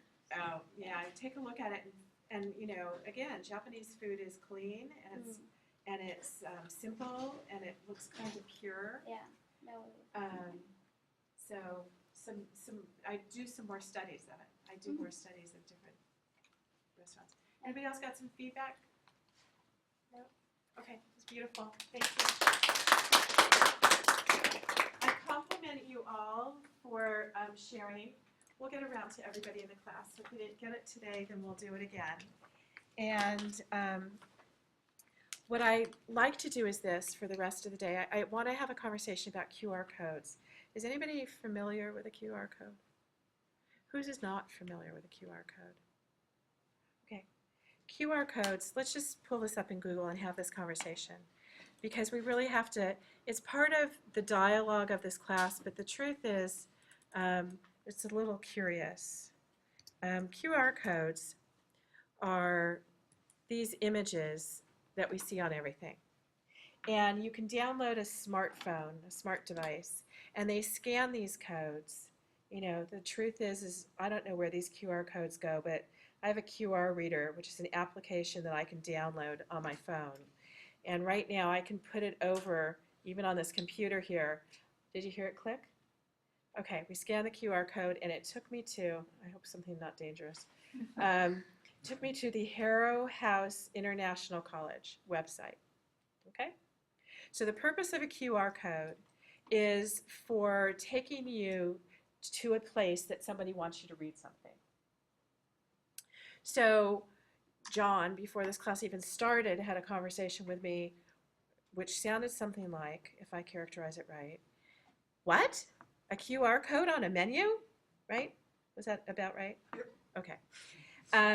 So I have a philosophy of QR codes. You can make beautiful QR codes, like these down here. I'd have to Google how to make that happen. But QR codes are clunky and they're kind of ugly, honestly. And QR codes to take you to the website of a place you're already at seems a little silly to me, doesn't it? Right? But a QR code, so if you're sitting in a restaurant and you're holding a menu and you're in the place, what do you need a QR code for? All right. But what they're, I mean, I was just guessing, like, if they're like, oh, scan this QR code and you get this deal or something. so Martin's absolutely right. Yeah. He's absolutely right. Scan the QR code and get a deal. Scan the QR code and pop in this password and you have somebody sing you, you know, a Beatles song at your table, right? Or scan the QR code, log in your email, so now they've captured you as a client, and will email you a free dessert. And we'll email you a free dessert right this minute while you're sitting here. So we've got you, right? So what's the purpose of a QR code and how would you use it? So think long and hard about why you would choose to use a QR code if you think it's appropriate to use a QR code. I think it's part of the criteria of the menu. I would love for all of you, if you're not using it on your menu because you think it's silly or not appropriate, or you're not getting a free dessert or singing Yesterday by the Beatles at your table, make a QR code for something that when I scan it will take me somewhere that you know where it is. Okay? So I'm going to make it part of your criteria. I got to remember to do this. I'm going to make it part of your criteria that you show me you know how to make a QR code. Okay? How you make a QR code is you can go to, you could Google make QR code. And there's websites called QR code generator. And you go to QR, yes, John? You can make QR codes right out of InDesign. It Oh. has a QR code maker. There you go. InDesign. InDesign has a QR code maker. Did you learn that in one of those videos? I don't remember. Okay, well, let me show you this one if we haven't gotten, since we've gotten this far. If I wanted to go to here, if I went to my own website and I took my URL right here and I copied it. Did I make a new page? Yeah. And I paste my URL right here. That will become the QR code to get to my website. So if I scan it right now, right, using my QR code reader, it should take me on my phone to my website. Now, you can go to different pages on a website. I have clients who have product sheets, and on the back of their product sheet, we use a QR code for that specific product, which takes you to their web page. I have another client right now who's a veterinary practice, and you scan their QR code, which takes you to their mobile website, which immediately downloads all their contact information into your phone because they have an emergency room and they want you to have the emergency numbers in your phone.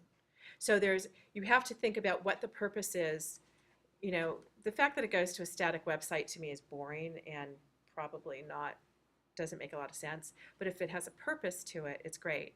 And then how to save it, you can click save, and it'll save it as either a portable network graphic, which is for web use, an SVG, which is a scalable vector graphic. I think it's the first time I ever knew to say that right, which is like an Illustrator file, or an EPS file, which stands for an encapsulated PostScript file. All of these are reproducible, and you download them like you would any graphic, okay?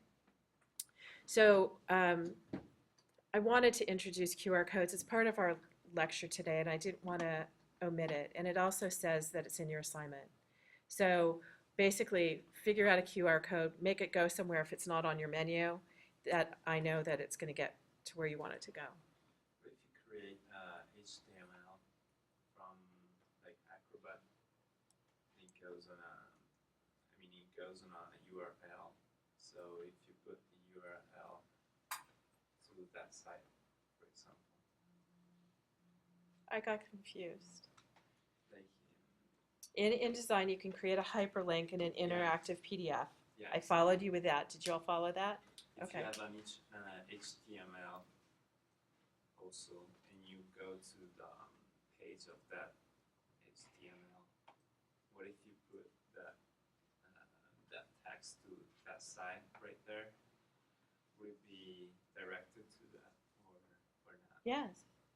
Would it go to the QR code site, you mean? Yeah. Sure.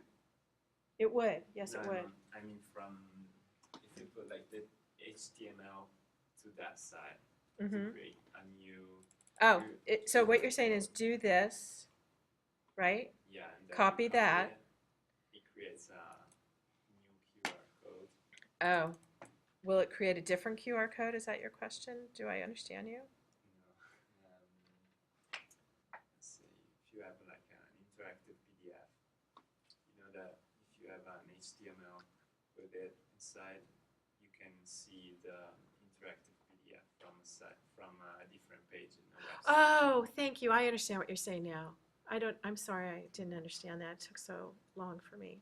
So, did you all understand what he said? Okay, so I think I get you.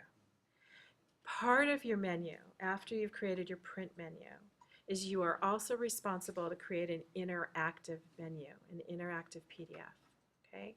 The reason you're making an interactive PDF is twofold. One is you might wish to download an interactive menu off your sushi restaurant website, right? And you might make it interactive where you click a power roll. It's just like a short little menu, and you click on power roll, and it's an interactive link that makes either a pop-up window that tells what's in a power roll. You don't eat sushi, so you don't know what these things are, right? Anyway, or whatever. You can make pop-ups, things that pop up. You can go to a link to a description of who grows. Remember Colin the chicken at that restaurant? The farm that grew Colin the chicken. Okay, so what I understood Alessandro saying is, if you have an interactive menu and you have QR codes on your interactive menu, it will take you to these places. Is that what you're saying? And maybe you could just have a menu that's a whole bunch of QR codes, right? Not a word, just kind of creepy, but right? But that's what you're kind of saying. Could you use a QR code to take you to something on the interactive menu? Absolutely. Absolutely, yes. Did that clarify it for everybody? Just acknowledge how you use a QR code. Yeah. The interactive menu will be available online. The point of an interactive menu is that it would be something that if you went to the website of the restaurant you created, it would be a downloadable PDF, okay? And it would be a PDF file that you would then kind of look through the menu on your computer, interactive. And if you're not familiar with interactivity in InDesign, you have a tutorial called Interactive. It's at lynda.com. It's one of your assignments, how to do interactivity. The reason you need to start stepping into interactivity is because when you start working with the iPad, the field guide, which is your next big project, it's all about interactivity. None of it's about print. It is about working with multiple pages. It is about the same thing. You know, we're talking publication design for everybody. You know, what we're doing is, yours happen to be up here. Anything that is multiple pages is a publication design, whether it's digital, like an interactive menu, whether it's a website, it's still, you're publishing information. It's publication. Some are digital, some are print. We're starting with our menu that's print, and we're going to slide our way into digital interactive. Okay? We'll end up talking more about that. I know we've had a lot of talk today, but think of it in terms of somebody downloading it off a website and making it interactive. So for yours, for example, maybe yours is a little menu just like this, right? Like this one page with all your cupcakes on it. And because your cupcakes are so pretty, maybe you click on a cupcake and it says, oh, it's a red velvet cupcake and it's made with such and such ingredients. Or you click on somewhere you had the mission statement, or somebody had a mission statement. You had the mission statement for Farmer and the Cook, right? Something like that. Or you did about the fairy tale. You had not the mission, their history or something.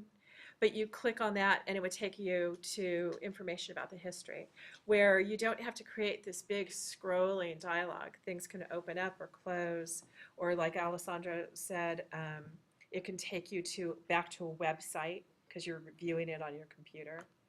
That's the purpose of it, okay?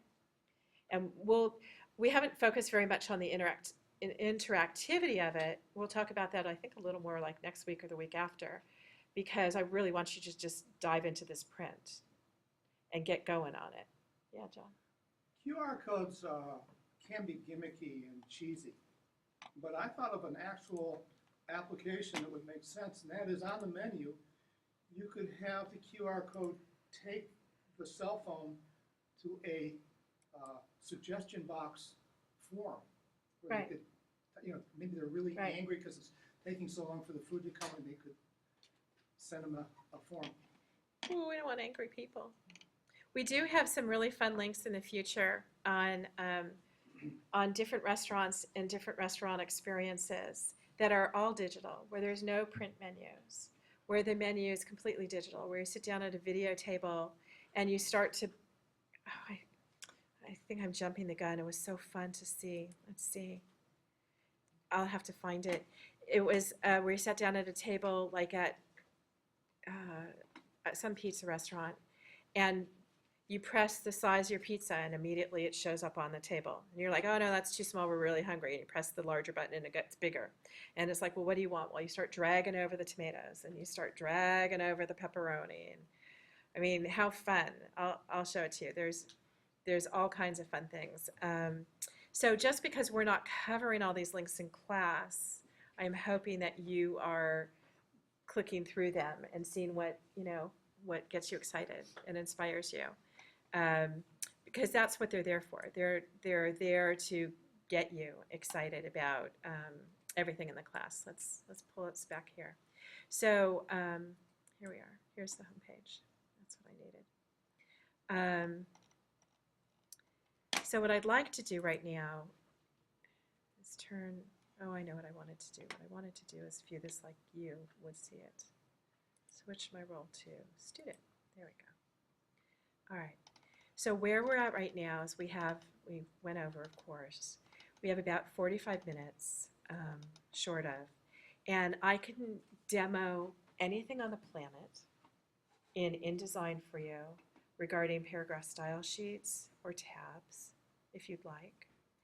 All of that, if you remember, if you go to lynda.com, there's links for you for Creative Cloud, Adobe Creative Cloud. And let's see where it shows up. Here it is. So week 1, designing a restaurant menu, there's your first example, but there's another link, it might be at the top here. No, it's not. Well, anyway, I'll find it. I don't know these links inside and out yet well enough myself. Does anybody remember where it is? Just demo Creative Cloud to you? No. If I don't know, how do you know, right?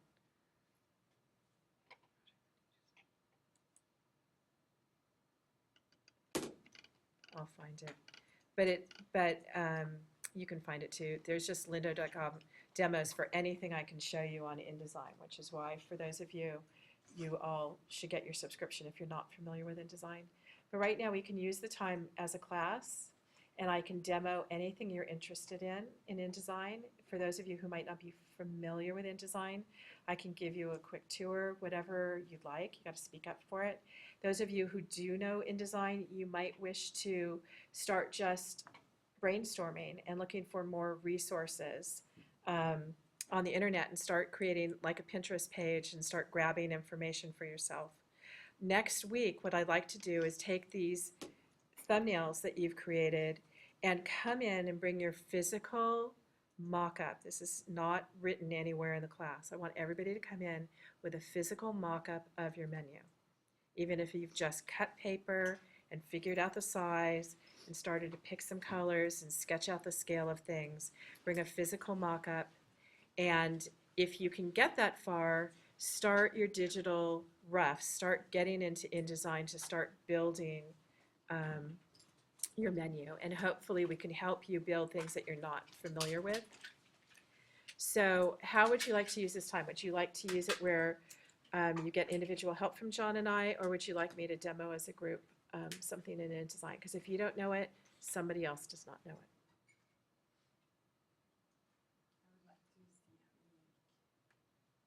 A die? A die? You want me to make a die for that plate? Yeah, for example. That's simple. Okay. All right. So let me do that. So, and And is there anybody in here who hasn't tinkered yet with InDesign at all? Okay.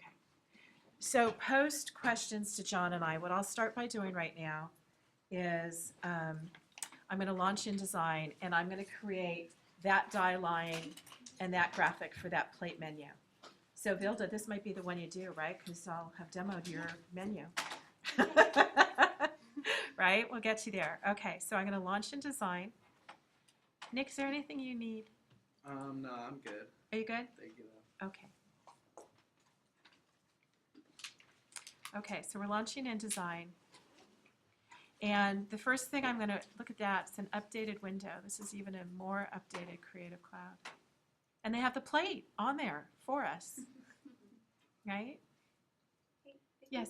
Just in regards to the Simple Restaurant logo design roughs that are due next week, can we get started on those now and just jot down some ideas? Yes. Or should we wait till next lecture? No. Okay. Go for it. Oh, you know what? I'm so glad you're keeping me on track on this. I told you I appreciate it. Next week it says bring in your logo design refs. And where are we? Everything, you know, I will say that we're kind of throwing all these pieces at you. And there's lots of overlap of projects going on in this class, which is kind of like life. You get multiple projects at once. And things start to build on themselves. As long as I see you moving in forward momentum, more than anything, that's what really matters. Here's, there's logo design refs right here is a link. And it gives you the criteria for how to create your logo. The truth is I don't like this trout video very much. It's a very uninspired logo. I would much rather you all to choose inspired logos based on your brand. And I did show you, you know, I allowed you to see all my stupid logos for my gallery espresso. Was that what it was called last week? And you could see how I kind of ran out of steam, but there was a lot to do. I want you all to do about 20 thumbnail sketches. That doesn't mean write the word 20 times in different fonts. You've already looked up different fonts. I want you to think of different concepts. So, for example, if you're the Fairy Tale Cupcake restaurant, you might decide that your logo is some beautiful font with a castle sitting on top of it. Or maybe it's a cupcake with, what are they called? Turrets? Is that what's called on the top of castle towers and turrets? I think it's a turret, isn't it? What's that? I thought it was a turret. Okay. The ones like this? Yeah. Yeah, Or something like that. But where maybe your cupcake has icing on it that looks like a castle. And that's your logo. Or, you know, logos don't have to be complicated, but they have to be relevant, which is why I don't like the trout logo. Sandlin's Trout Fishing Trips. That could say Pat Sandlin's Coffee Cafe, because it's just a box with a stripe, right? It's not inspired at all. So what's relevant? You know, if you're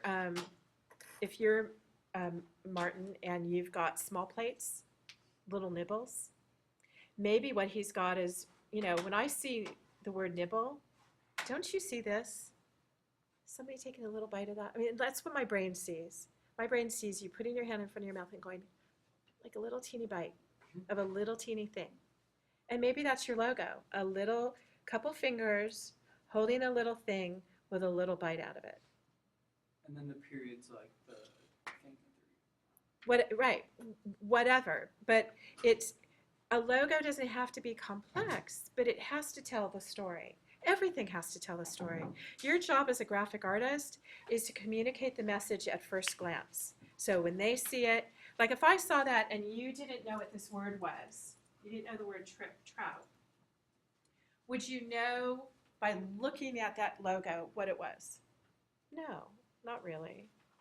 Not really. So how can you make it resonate? Or maybe like the period could just be a bunch of little crumbs or something. Yeah. Like, you know. There you go. Exactly, which implies food, right? Okay, so let me, so to come back to this, the question was, can we start on the logo roughs? Yes. So next week have logo roughs to share, have your menu. I just want everybody making progress forward, okay? All right. So with InDesign loaded, this is what InDesign looks by default. For those of you who aren't, okay, thank you.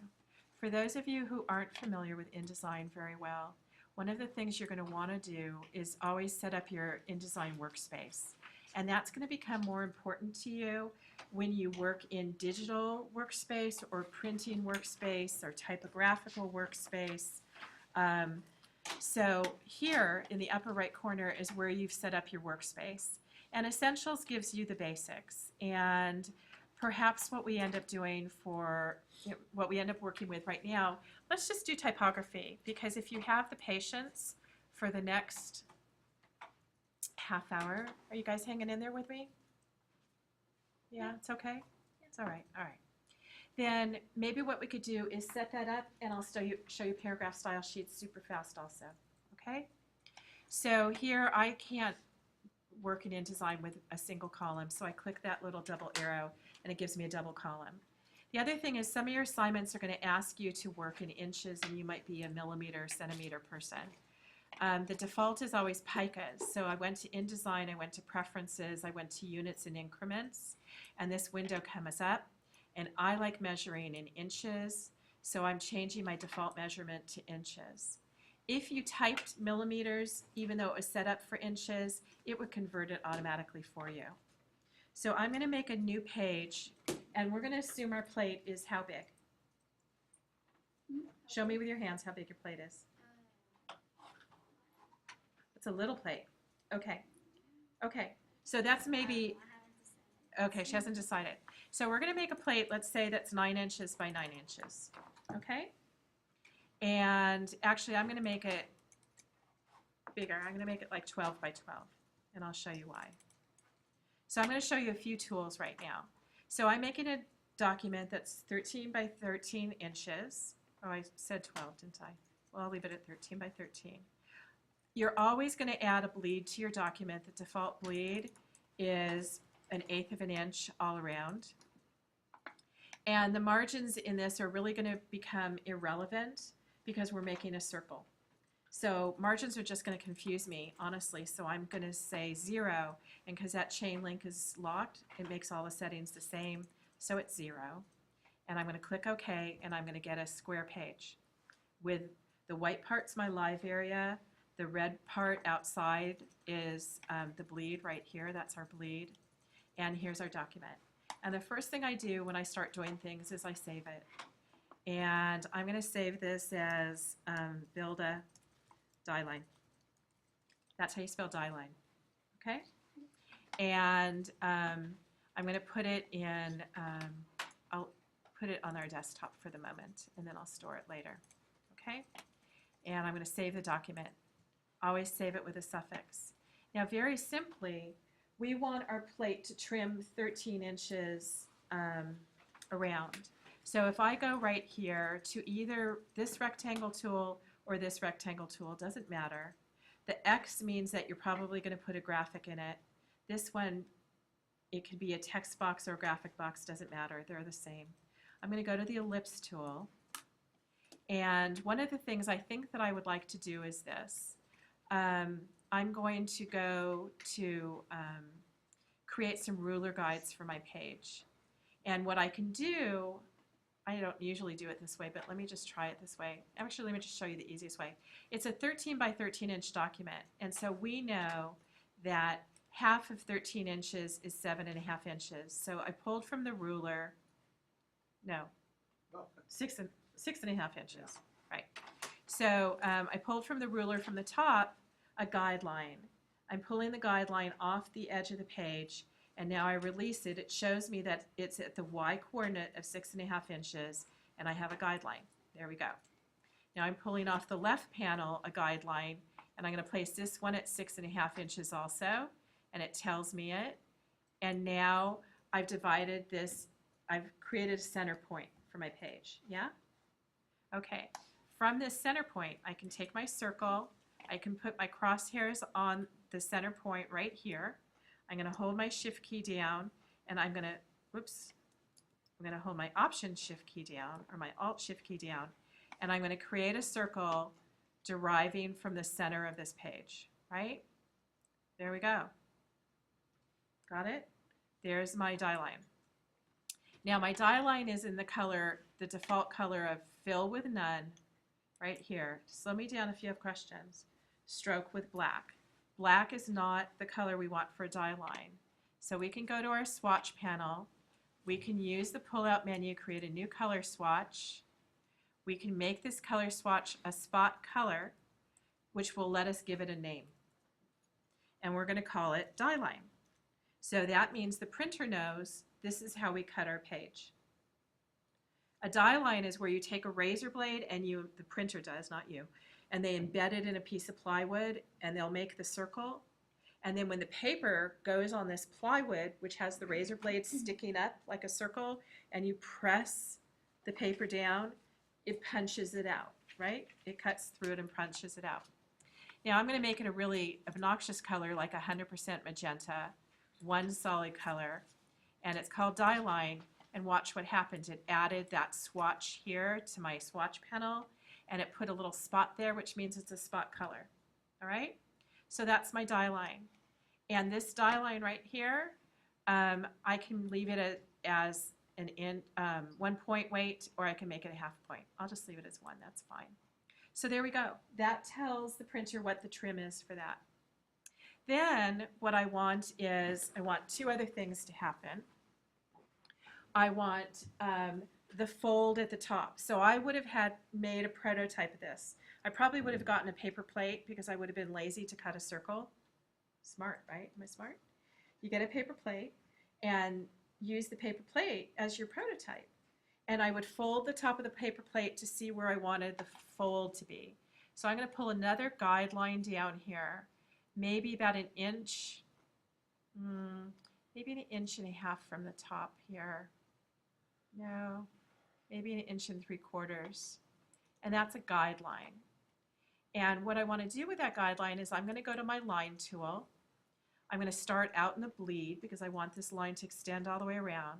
I'm going to hold my shift key down, drag the line all the way across the page, and this is where we're going to get that fold score line. And because whatever color we print on this thing, we want the fold score line to show up. We're not going to make it black. We're going to make it registration color. So we change that here.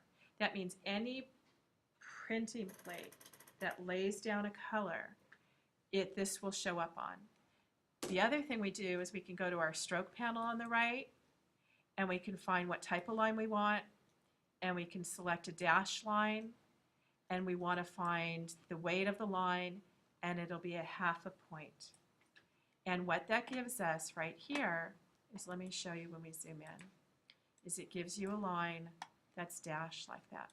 So that's what it looks like. So that tells the printer what your die line is and where to fold this, where to score it. Okay? Anybody got a question about that? All right. The other thing we need, who liked the idea of running the chopstick through it? Yeah?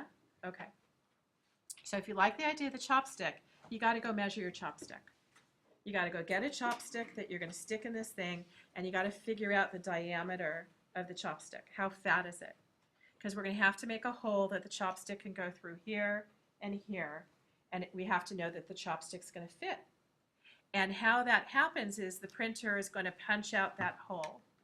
So we'll come back to our hole. Let's figure out where we're going to put it. Let's say we're going to put it, how big did I make this?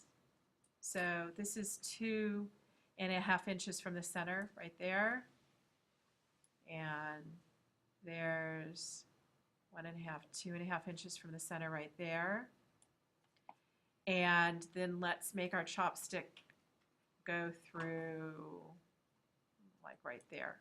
So I created more guidelines by dragging things down. You all with me on that? So what I'm going to do here is go back to my circle. Actually, what I'm going to do is this. I'm going to activate the circle that we created with a red die line. See how it filled in my swatch, my outline swatch, my stroke. And now when I go to my circle, I'm going to go to the crosshairs right here, and I'm going to hold my Option and my Shift key down, and I'm going to create a circle. It's telling me how big it is, and I don't know how big it should be, but let's say it should be maybe 0.325. So what I'm going to do right here is it says 0.36. I made it too big. I made it too big there. And I want this chain link constrained, so I click on it so it closes it and locks the settings so it stays constrained. So when I make the width smaller, the height will get smaller, and I can click the down arrow, and now I'm at I'm at 0.3125, which doesn't actually look big enough for my chopstick, does it? We'll go, no, it's too big. We'll come down. There we go. That looks pretty good. And notice it's right at my crosshairs here. If I hold my Option key down, oh, but it went to black outline. So instead, what I'm going to do for this is I'm going to stroke it with nothing. I'm going to go to my fill, and I'm going to fill it with the die line color, which is going to tell the printer we're punching that baby out. We're making a hole. We're drilling a hole there. They'll drill it. And then I'm going to take this, hold my Option key down, my Shift key, which is going to duplicate it, and I drag it to that other spot right there that's centered. And now I've got the hole that the chopsticks go in. Yeah? Okay, so there's my die line.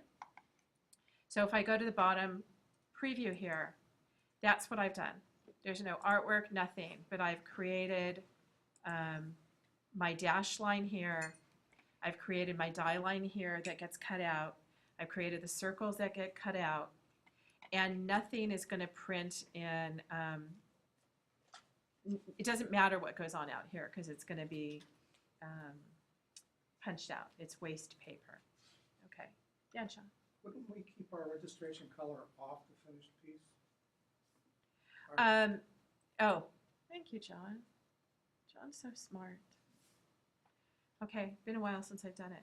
John's absolutely 100% correct. So I drew this dashed line across where our score is going to be, but it cannot print on the printed piece because right now how I've set it up, it's going to print like this. So what I can do, simply because I made a mistake, is I can take the scissor tool and I can cut my line anywhere, and I can go to the direct selection tool and I can grab this end of my line and pull it out here in the bleed area, and take this edge, hold my Shift key down so it doesn't wiggle, and put it in the bleed, and Sean's 100% right. Maybe 400% right. And let me make this bigger so you guys can see it. It should only be a 0.5 point, but let's show you so you can get the idea. That, right? So it's a dashed line. It doesn't need to print. It should not print because you don't want a big old black line across the front of your menu, right? And that tells them where it scores and where, sorry, I'm saying it too many times, and where it drills. Now, what's going to happen is if that's an 8-page menu, everybody really ready on this? This is the fun part. If this is an 8-page menu, this setup applies to all of our pages. Does everybody understand that? Okay. So what I'm going to really do is this. First off, I'm going to go to my page panel. I'm going to insert extra pages.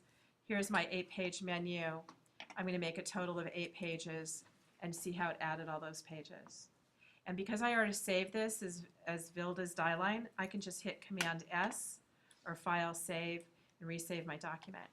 Now I can go back to page 1 and do this. I can marquee everything, select all. I can go to Cut It. I can go to a master page in InDesign. See how these have the word A on it, the letter A on it, every page? How did you That- make I didn't make them. It's default. It just shows up there. When you create a page in InDesign, it creates a master page for you. And these were master page A. Master page means, watch this, I'm going to double click on the master page at the top of the page panel. So not page 1 through 8, but the master page right up here. I'm going to go to Edit, Paste in Place. And what I had on page 1, I pasted there. The advantage of it is it now shows up on all 8 of our pages. See that? Without us having to duplicate it. And it shows up in the identical location. Now, one of the things we want to do is create what we're going to call the live area for the menu. Okay? So I'm going back to the master page. I'm going to show us our crosshairs don't show up here because we built them on our page 1, which I should have done on our master page. See all our guidelines here? Let's see if I can do this. Let's see if I can go to Object, Guides. Do you see it? Guides. View, Guides. Guides. Lock guides. Guides aren't locked. So let me see if I can select all our guides. I'm marking them. I got them. I'm holding my shift key down. I'm selecting these guides. You see that it became dark blue? I'm cutting them. Command X. Everybody get that? Command X to cut. We'll do it like this. Edit, cut, Command X. I'm going to come here to our master page, and I'm going to edit, paste in place. So now I've got my guides again, right? I don't really need them. They don't really help me, but we'll keep them there. The other thing I want to do now that I have my guides here is I want to create a guideline for myself. I'm not sure if I can do this. Something occurred to me. I'm going to create a circle right here.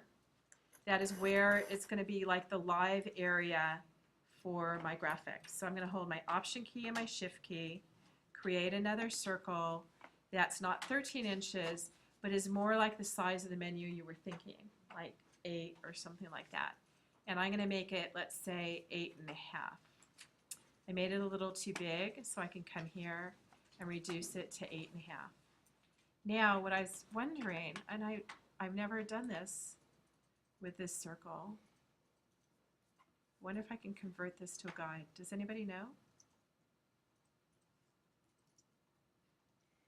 You can in Illustrator.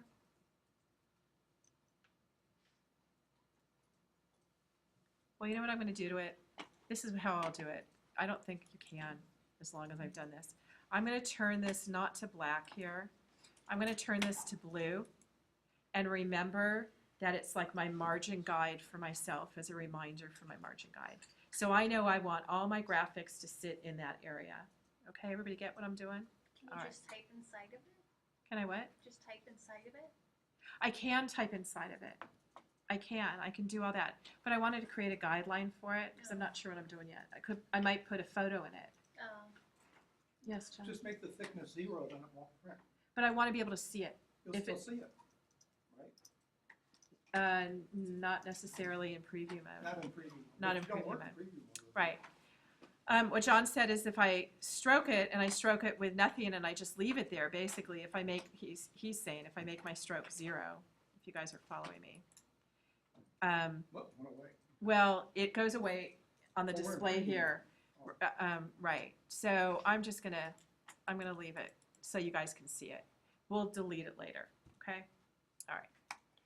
So now, if you look at all my pages, 1, 2, 3, they all have this on a master page. It's locked. Like if I go to my black arrow, my selection tool, and I try and click on this stuff and grab it, I can't. Because when it's on a master page, it's locked. You have to release it to unlock it. Now the advantage of this, so what we did here is what we set out to do. We're going to run out of time in a few minutes. What we did here is we created the red spot color, the magenta spot color for die line, right here. We named it. It won't print. We created score marks for where the plate would fold up. We showed the printer with our die line where to drill a hole, right? And we created a guideline for ourselves in the future to have this blue line, but we're not going to want it because it would print and we don't want it. What I was going to show you about this is this. You could do a couple things here. So is this helpful for you guys? Is this beneficial? Is it boring to anybody? Maybe, you're tired. Oh no, I said yes, it's helpful. It's helpful, okay. I know I heard you yes, but Heidi's tired. Is it good for you? Okay, all right. So here's two things I'll show you as a trick then.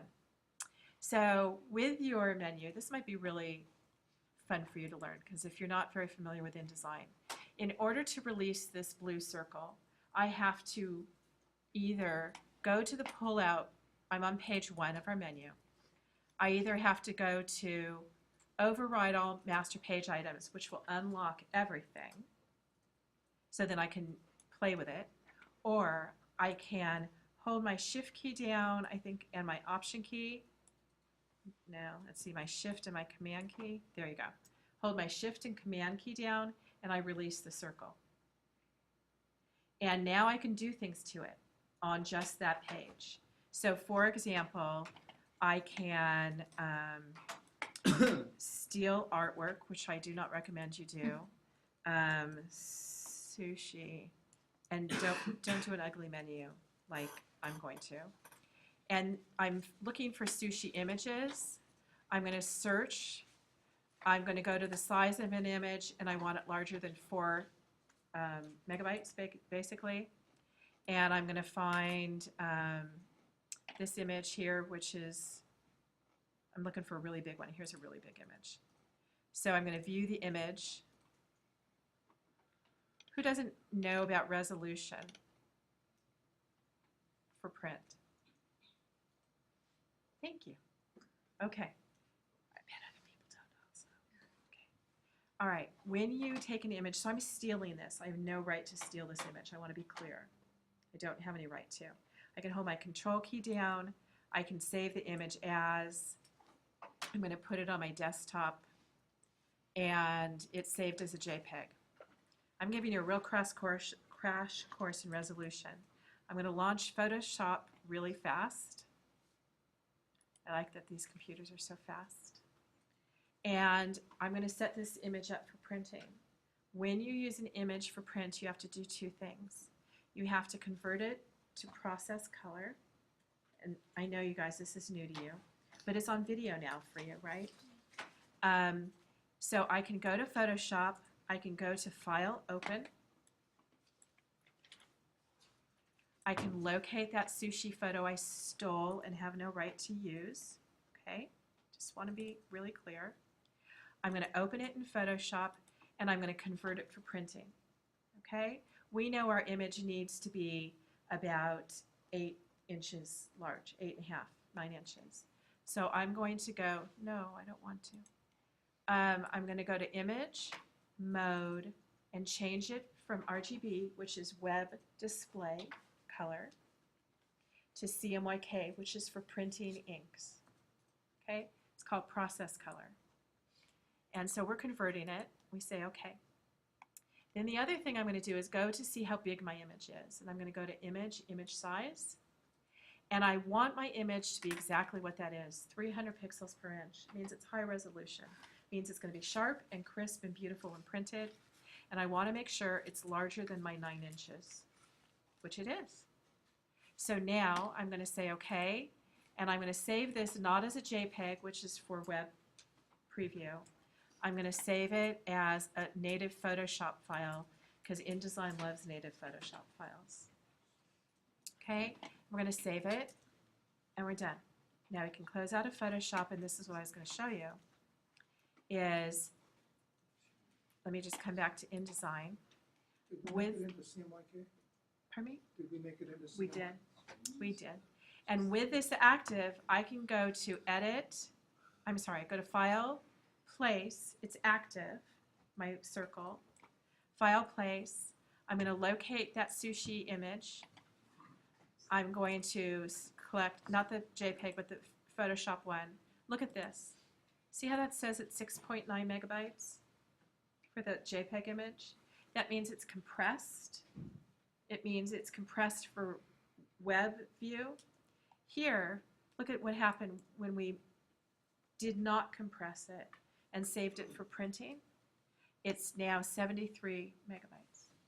Same image, didn't do anything to it, right? Okay. So now I open it, my cursor's is going to place the graphic right in there. If you're not familiar with InDesign and you use this white arrow, it's called the direct selection tool. if I click anywhere in this circle and press down with my mouse, I can position my sushi image wherever I want, right? If I want my sushi image to fit differently in there, I can go to Object, Fitting, and I can fill the frame proportionally, always proportional. And now we get most of my sushi image, and it's top to bottom filled up, and I can move it left to right. Can you see that brown frame around it, which tells me what I can do? So now I've placed my graphic image here, and I can click on the blue outline and get rid of it.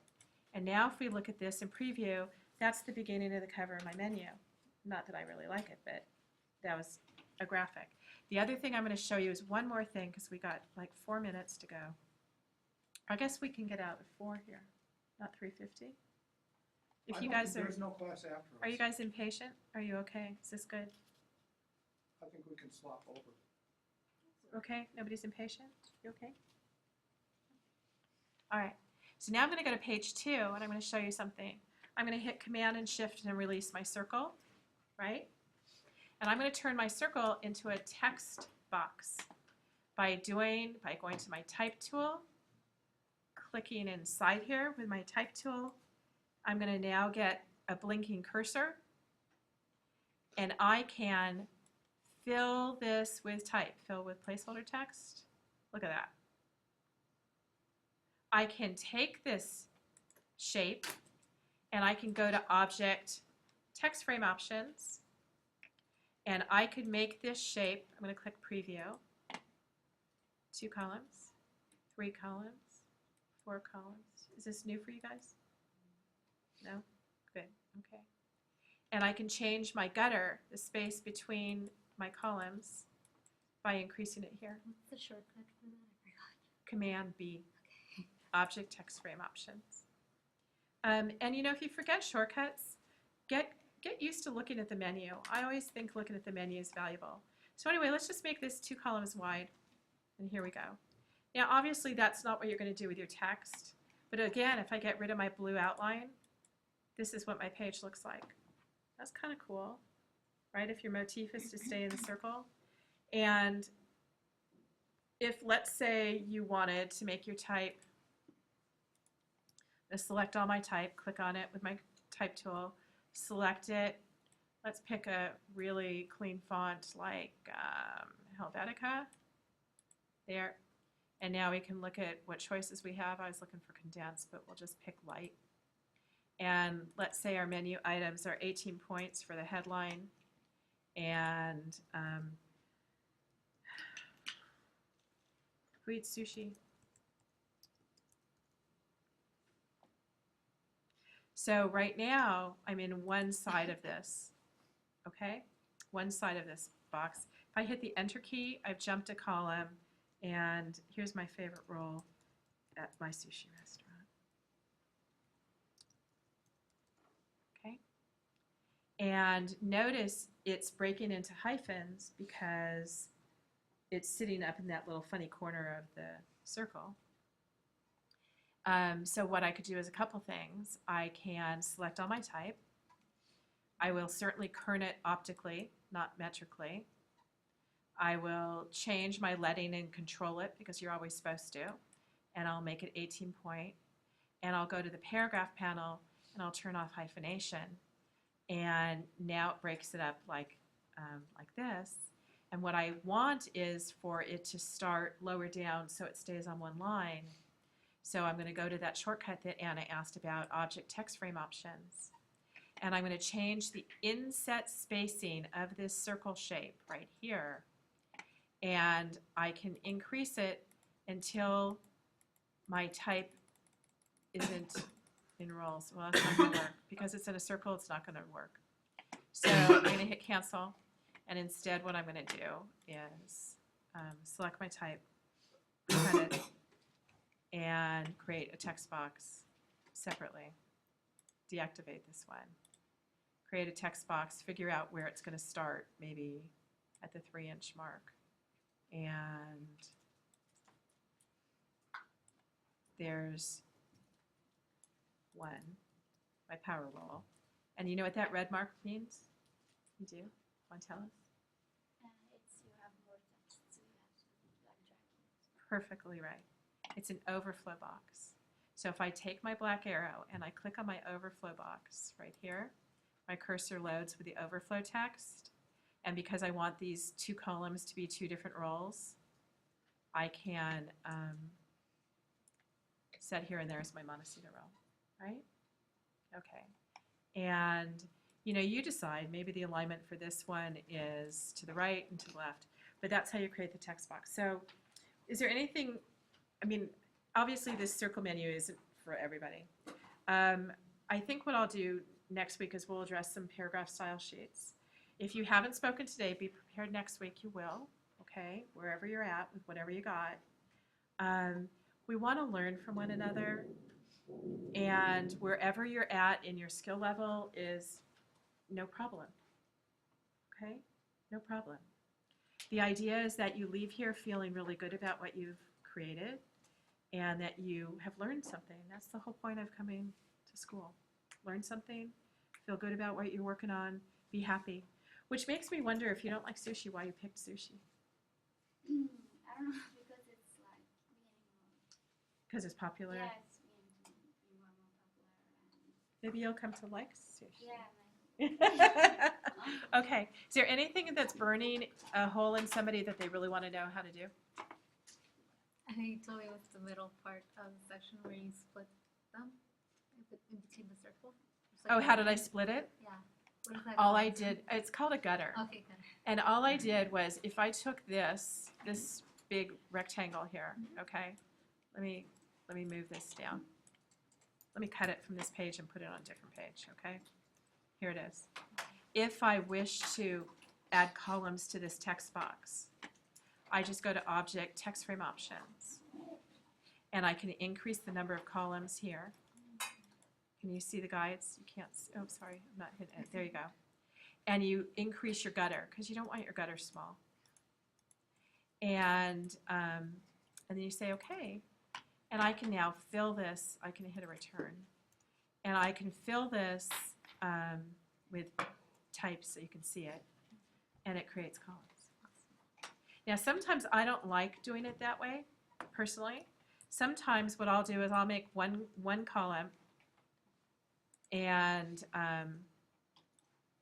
oh my God, they showed that thing in that menu. Oh God. Here, let's see if we could do it. I had to practice it so many times. You guys know what I'm talking about? That stripe thing. Who did that stripe thing in the menu and knows what the shortcut was? Do you remember what it was? Remember, but I was wondering if that was the thing you were saying. Oh my God, yes, that was. It was like, what did they do? It didn't work at first. Did you see it, Alessandro? Yeah. Do you remember the shortcut? For what? Wasn't it like you drew this? I'm drawing my rectangle, and that was it. And they kept hitting the arrows to the right or to the left. Did you guys see that? Yeah. Oh my God! It was like, Magic.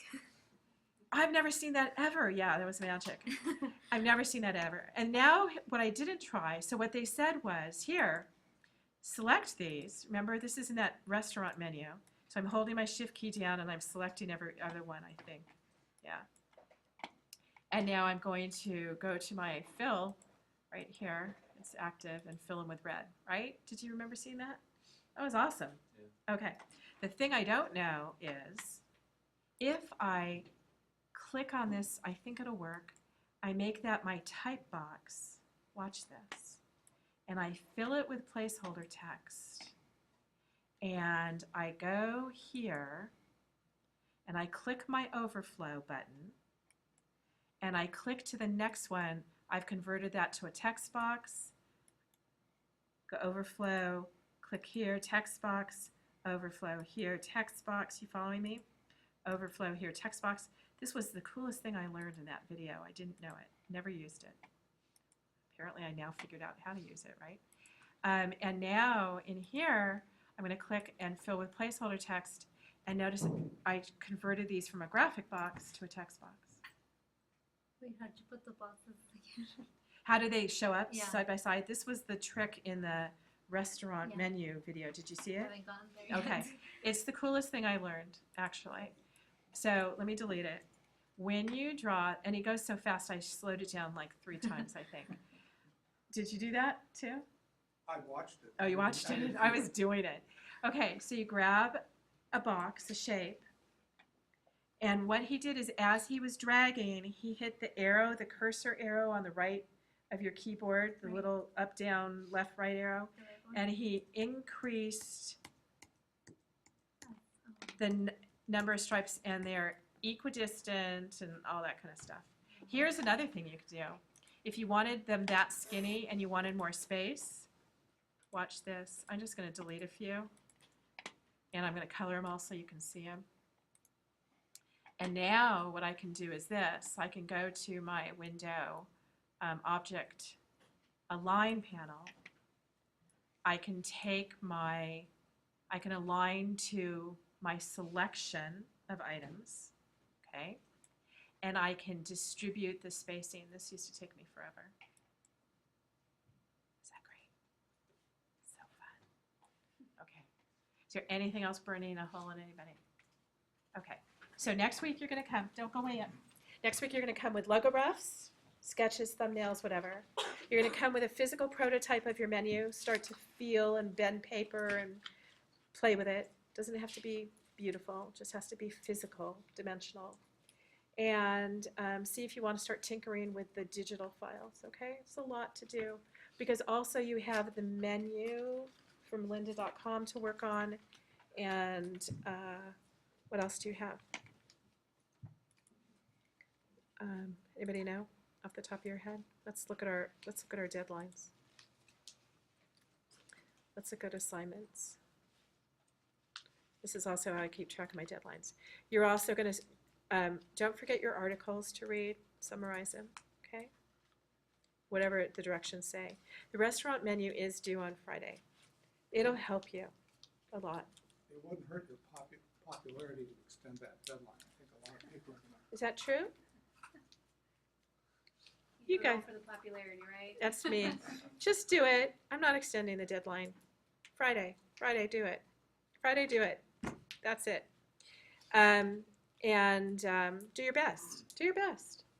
Okay? They give you all the files. It's really, it takes as long as the video, plus maybe a half hour. So if it's a 3-hour video, it takes about 3.5 hours. If it's a 3.5 hour video, it's about 4 hours. Do it in parts. They give you all of the files to download, okay? So you're not creating, you don't have to think. You just have to, you're not creating original art. You just have to learn skills. Okay? Anything else for anybody? Okay.